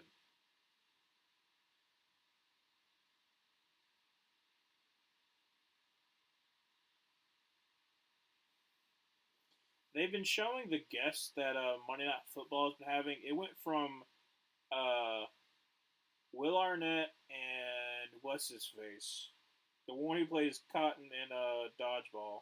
I'm forgetting his name right now. Jason something. And now it's Rex Ryan. Why would anyone want to listen to Rex Ryan about the Jets? Jets fans don't like him. No one really likes him. Second down 7. Josh Allen throws it to Kincaid, who gets the first down up to the 35, maybe the 33-yard line, depending on where they spot him. First down 10 for the Bills. 9:41 left to go in the fourth.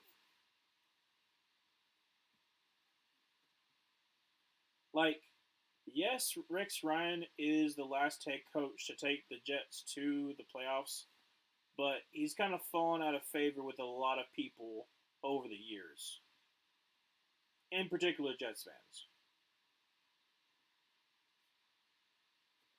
All right, so 7:15 remaining in the fourth. First down 10 from the 32-yard line. Josh Allen a shotgun with Ray Davis to his right. Going to be a hand to Ray Davis. Going to try the left side and gets about 2. Make that second down 8.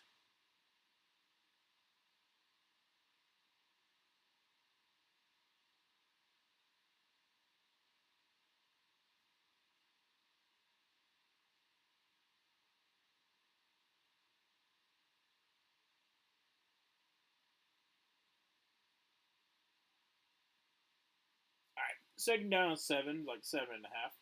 6:37 left to go in the fourth. Josh Allen, a shotgun, drops back to pass. Quickly throws out 2. Is that Coleman? Yes, it is for a first down up to the 20, up to about the 19-yard line. First down 10 for the Bills. But I said the Jets.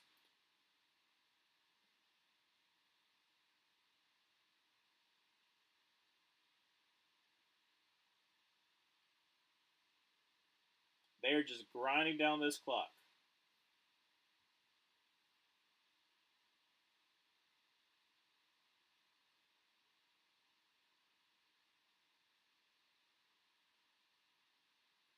Josh Allen under center with Kincaid coming to motion over to the left. Ray Davis in the backfield. Going to be handed to Ray Davis, who's going to be met in the backfield for a loss of 2.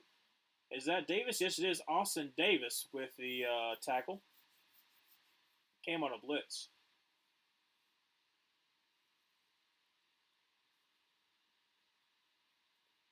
I mean, they got a big old gap because of the way their splits are.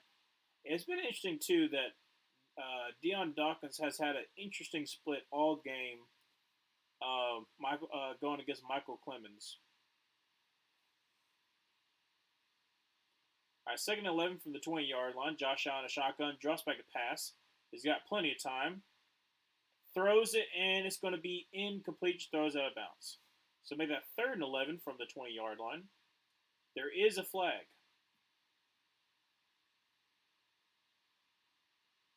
What's it on?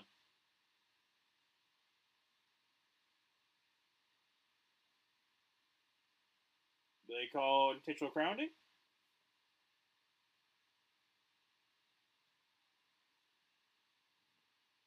Oh, roughing the passer on Kinlaw. Well, automatic first down. That's let's see here. Kinlaw hugs him, and then a little bit of an acting job by Josh Allen there, but he does bring him down a little bit after he throws the ball. So they're going to call it. Little, like I said, Josh Allen sold it off a little bit, but still, first and goal. 5:13 left to go in the fourth from the 10.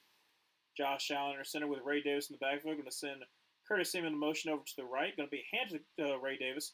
Cuts it back to the left. Unfortunately, can't miss the other person, but still a gain of about 2.5 there. Make that second and goal from about the 6 or 7 yard line.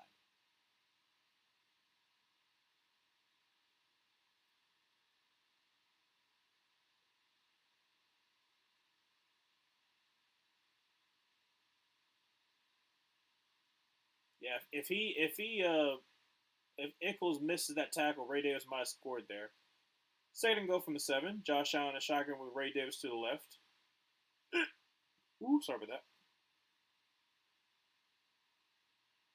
Drops back to pass and is going to run and unfortunately gets dragged down by Quinny Williams for the sack. 4:20 left to go in the fourth quarter, third and goal.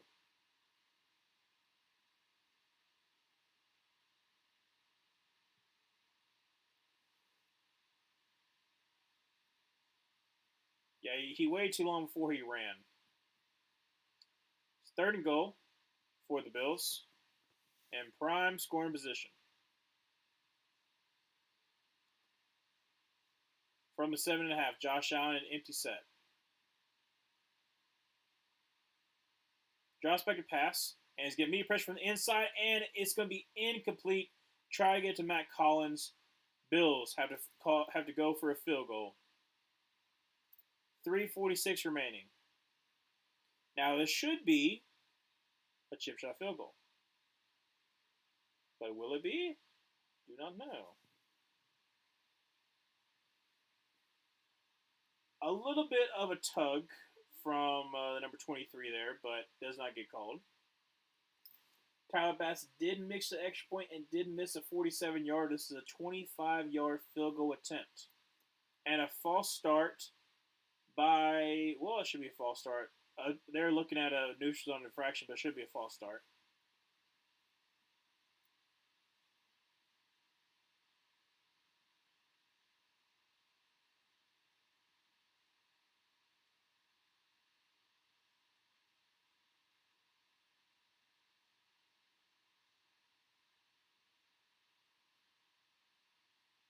Moves it on.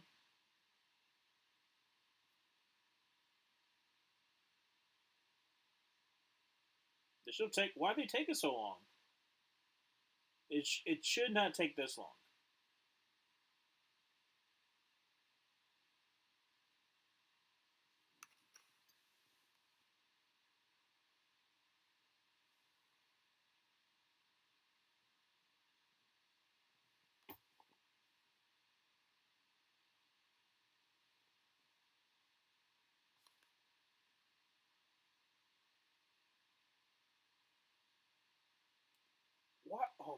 Okay, I'm just gonna wait here.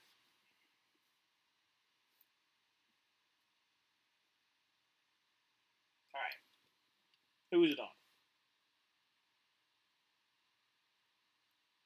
Danger zone infraction on the defense. There we go. All right, finally they figured it out.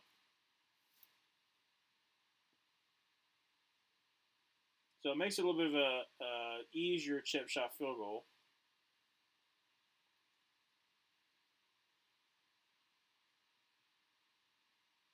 Yeah, he did jump a little bit. So with 3:46 remaining, still 20-20. Chip shot field goal for Tyler Bass here.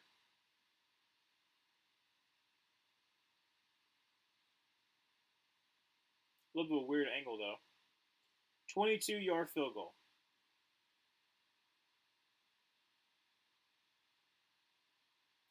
Kick is up and kick is good. Barely snuck it in to the right pylon. They get 23-20 with 3:43 remaining. I just need the Jets to score a field goal, take it in overtime, and then Bills win. Like I said, I'm not going to get the perfect score anymore, but, well, they said there's a flag? What is going on out here? There's like, after the play, it might be the unsportsmanlike conduct, I'm guessing. Like I said, there's so many penalties as of late, and it's taking forever for them to call it.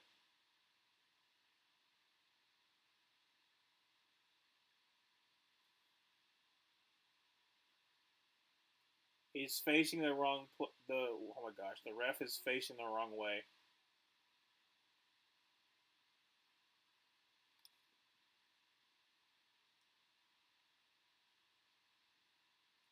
So it's going to go on the kickoff. Ken Long, let's see, what exactly did he do? Because he said something?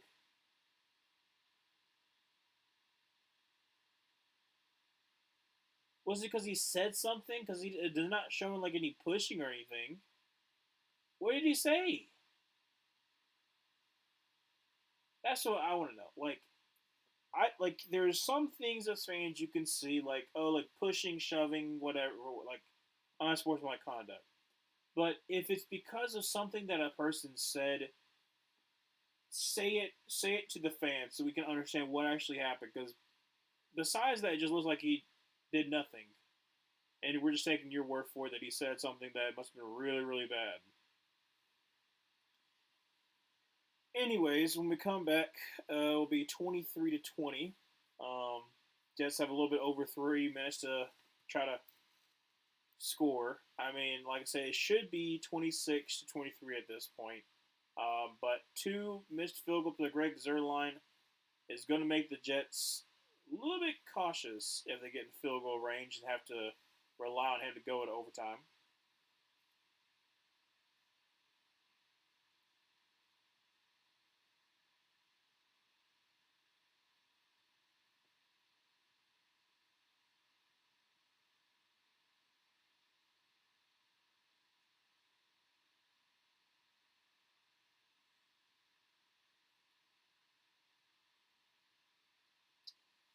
TV's time out. Taking a little longer. Taking a little bit longer.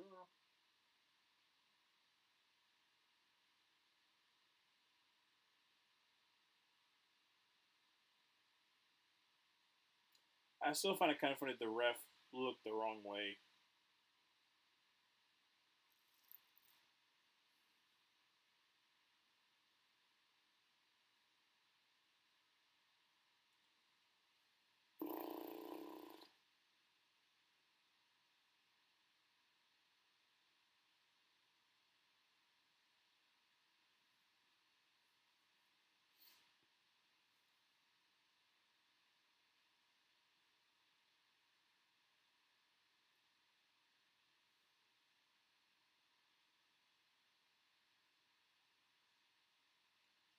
All right, so from the 50 after that extra after the penalty, going to be a into the end zone for the Jets. Kneel it out. Going to be 1st and 10 from the 30. Aaron Rodgers at 286 yards. Needs 14 to make that 300 mark that he has not hit since. What do they say? They said in 2021 he was with the Packers, so it's been a while since he had 300 yards. But I mean, he was done 4 plays into last year, so.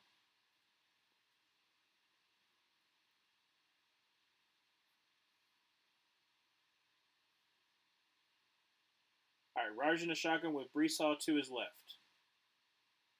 Rodgers is going to send Conklin into motion, drops back to pass, and was getting immediate pressure, throws, and it's going to be a fumble, but recovered by, oh my gosh, did they recover it?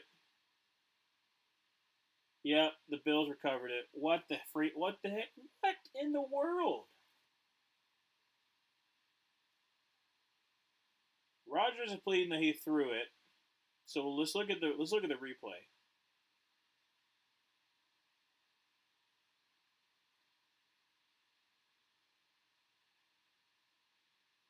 No, that is not a throw. His arm was going forward, but he did not release the ball until his arm hit the helmet.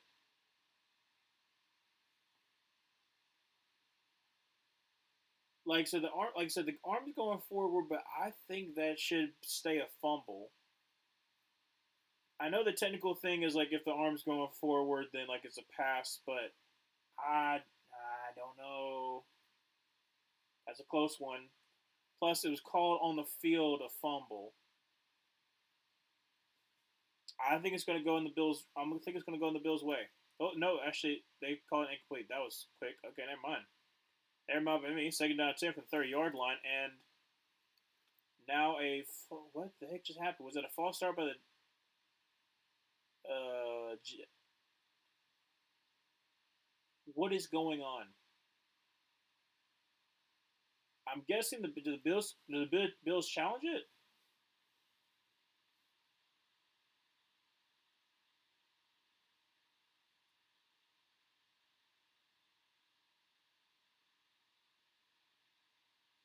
I think the Bills are about to try to challenge this. It's 3:40 remaining in the fourth quarter. It's still 23-20. So this is a pretty big deal if that's the case.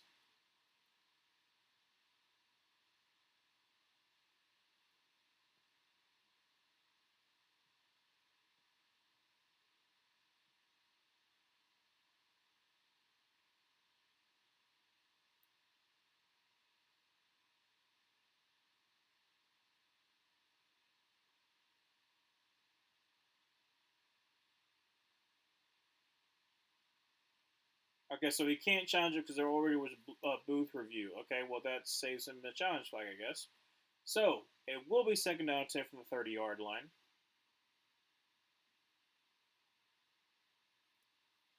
Like I said, I guess they're ruling it because like his arm was going forward, but like the ball didn't come out until it hit the helmet. That's the reason why I was like maybe they might call it. Anyways, Aaron Rodgers in a shotgun formation with Brees Hall to his left from the 30. Now going to make an empty set.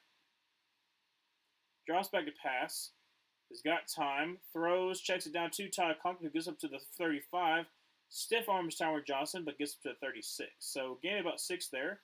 Make it third and 4.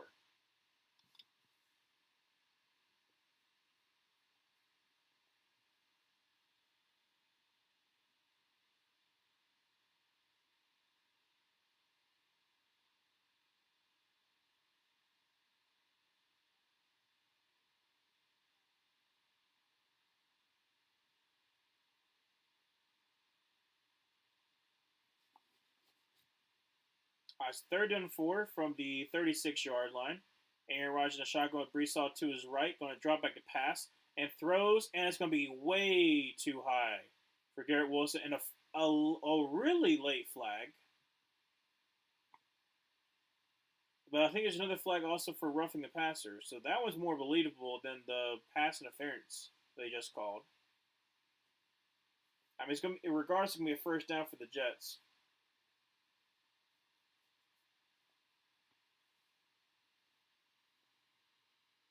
That's on Bernard. number 47 with the pass interference. Let's see here. On Garrett Wilson. Da, da, da, da, da. Like he has a hand on him, but it's not like a tug or anything like that, and it's a kind of a high pass. So I wouldn't recall that. 1194 penalties for the Bills and a 10 for 100 for the Jets. First down 10. Aaron Rodgers drops back a pass after a little bit of a play action pass and throws it incomplete. And another flag. Oh my gosh. I'm telling you, like literally the last like 10 or so minutes, there has been close to 10 flags.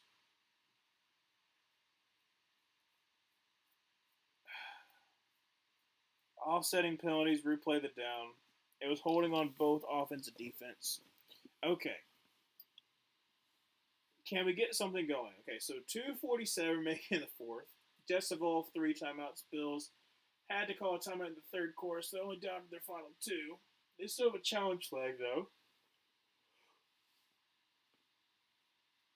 Yeah, Russell Douglas did kind of hold Mike Williams there a little bit. Then Morgan Moses absolutely is holding number 94. I mean, he's got him right up here. First down 10 from the 46-yard line. Aaron Rodgers in a shotgun formation with Brees Hall to his left. Pitches out to Brees Hall, who's got Tyron Smith to help.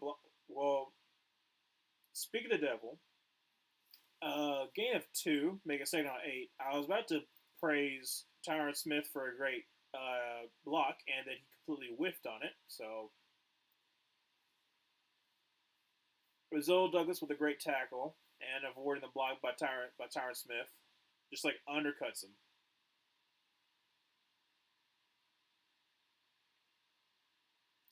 Second down 8. Aaron Rodgers in the shotgun formation with Brees Hall to his left, drops back to pass, and just going to dump it off to Brees Hall, who's going to get to the 50, up to the 45, up to the 40, maybe the 39-yard line.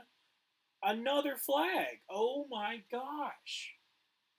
What could be a really good game is turning into a flag fest.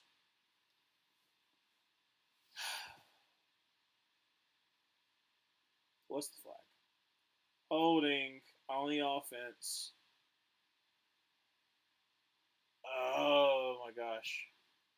22 accepted penalties, tied for most in the game this season. Well, that's going to be broken. You got 2:05 remaining. You're not going to say there's going to be another flag? I doubt it. See here.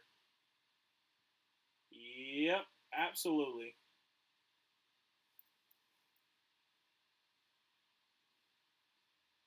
2:05 remaining. Second down is 16.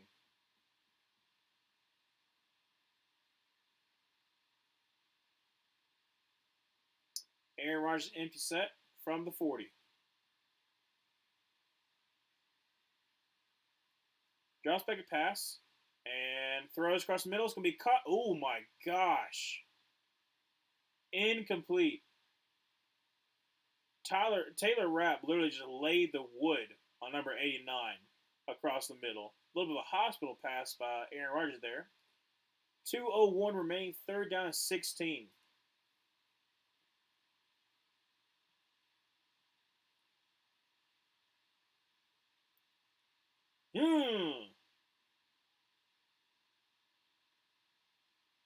Like I said, that's a great job by Taylor Rapp there. He laid the wood. 3rd and 16 from the 40. Aaron Rodgers in the shotgun with Brees Hall to the right. Drops back to pass. And he's got time. Chunks it down the field. And wide open. Oh my gosh, it's picked. Mike Williams was wide open. And he freaking fell down for the second game in a row. His folly has caused the Bills, well, it has caused the Jets to practically lose this game on an interception.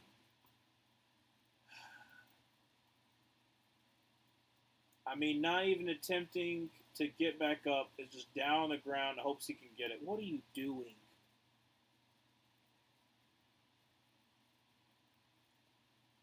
$1:52 remaining in the fourth. Jets have all 3 timeouts, but you haven't really been able to stop the run game, so I don't think you will. With a score of 23-20, I do believe that. Let's see who's closer. 43.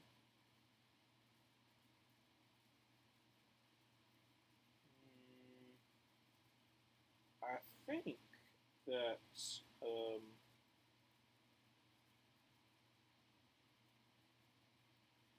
that's going to go to Alex, unfortunately.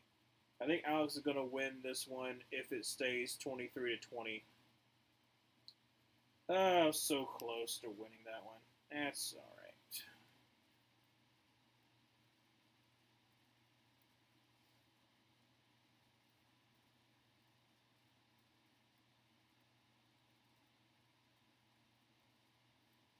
Like that's what I'm saying. Like, yes, last week Aaron Rodgers threw an interception by trying to throw a ball to Mike Williams, who wasn't paying attention, and that's what happened. Where Stephon Diggs picked it off. Stephon Diggs, sorry. Stephon Gilmore picked it off. But this one, like, you're wide open.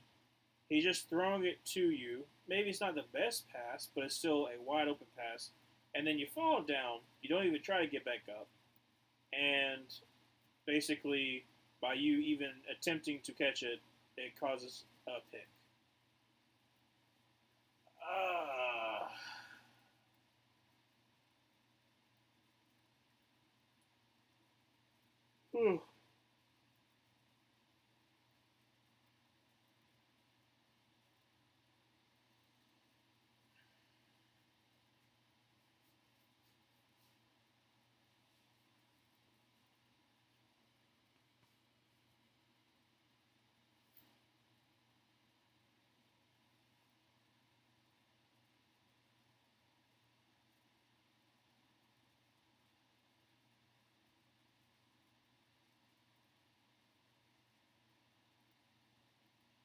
All right, so from the 18-yard line, Josh Allen, our center, with Ray Davis in the backfield.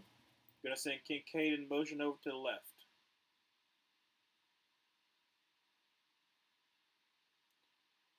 Going to be hand to Ray Davis, who's going to go right up the middle, get up to about the 23-yard line. Second down and about, what is that, 5? Yeah.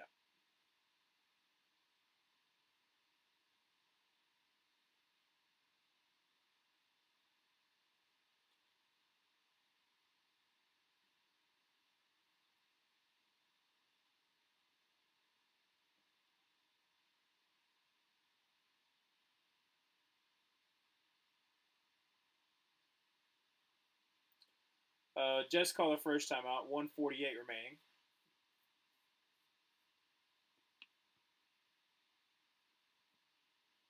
And of course, go on TV timeout.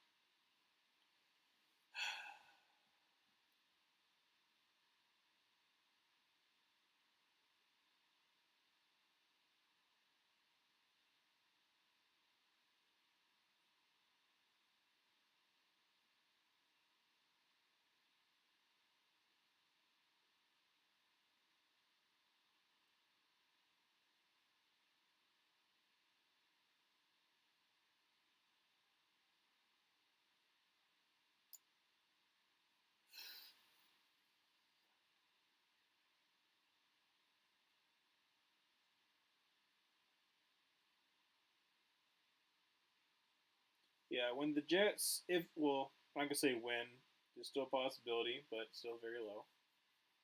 If the Jets lose,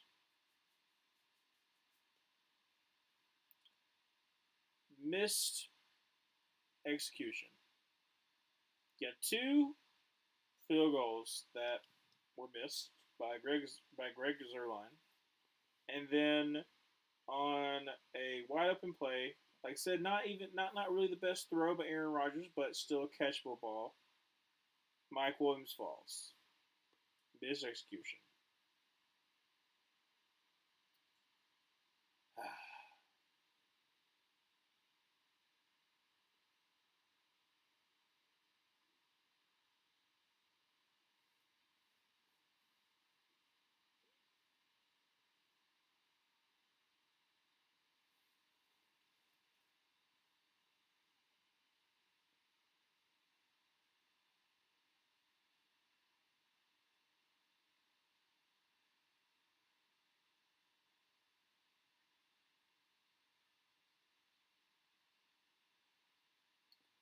All right. So, second down to five, 148 remaining. Josh Allen in our center with Ray Davis in the backfield. Going to send Kincaid in motion over to the left again. Going to be hand to Ray Davis, who's trying the left side, and he's going to be met the line for a no gain. Timeout by the Jets. Make it 145 to go in the fourth. Third down and five.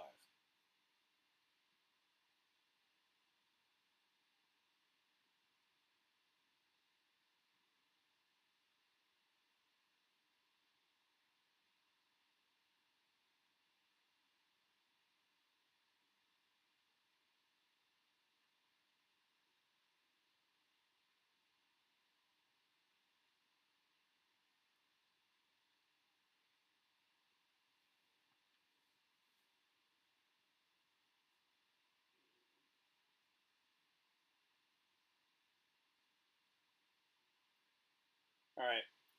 The all important third down and four. 145 remaining. Jets still have one more timeout.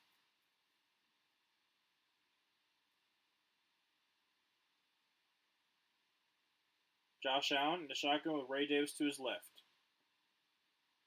Play clock's at 5, 4, 3, 2, 1. Josh Allen is going to run and is going to get the edge. He's going to get the first down all the way to the 30-yard line. Bills can just run it out.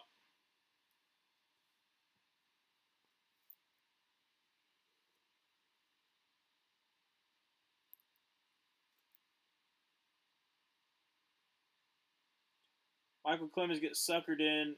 He's just not fast enough for Josh Allen, unfortunately, and he's able to get the edge.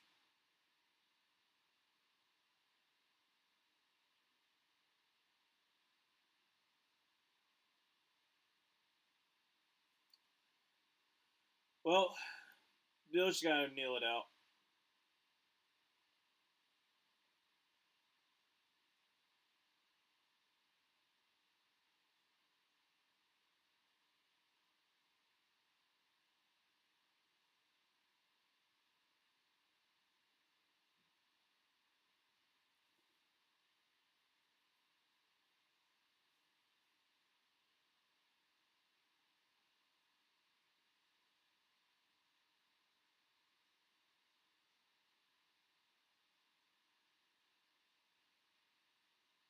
Yeah, talking about the miscues right now. Like I said, that's pretty much how it is.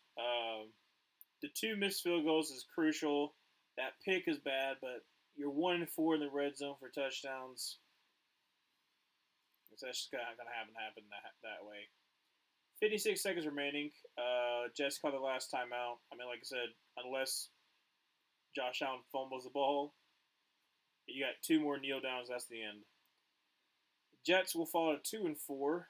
Bills be 4 and 2, leading the division by 2 games, I believe. Yes, I think.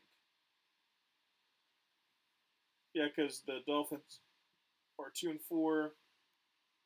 Jets are 2 and 4. Patriots are 1 and 5. Josh Allen nailed it.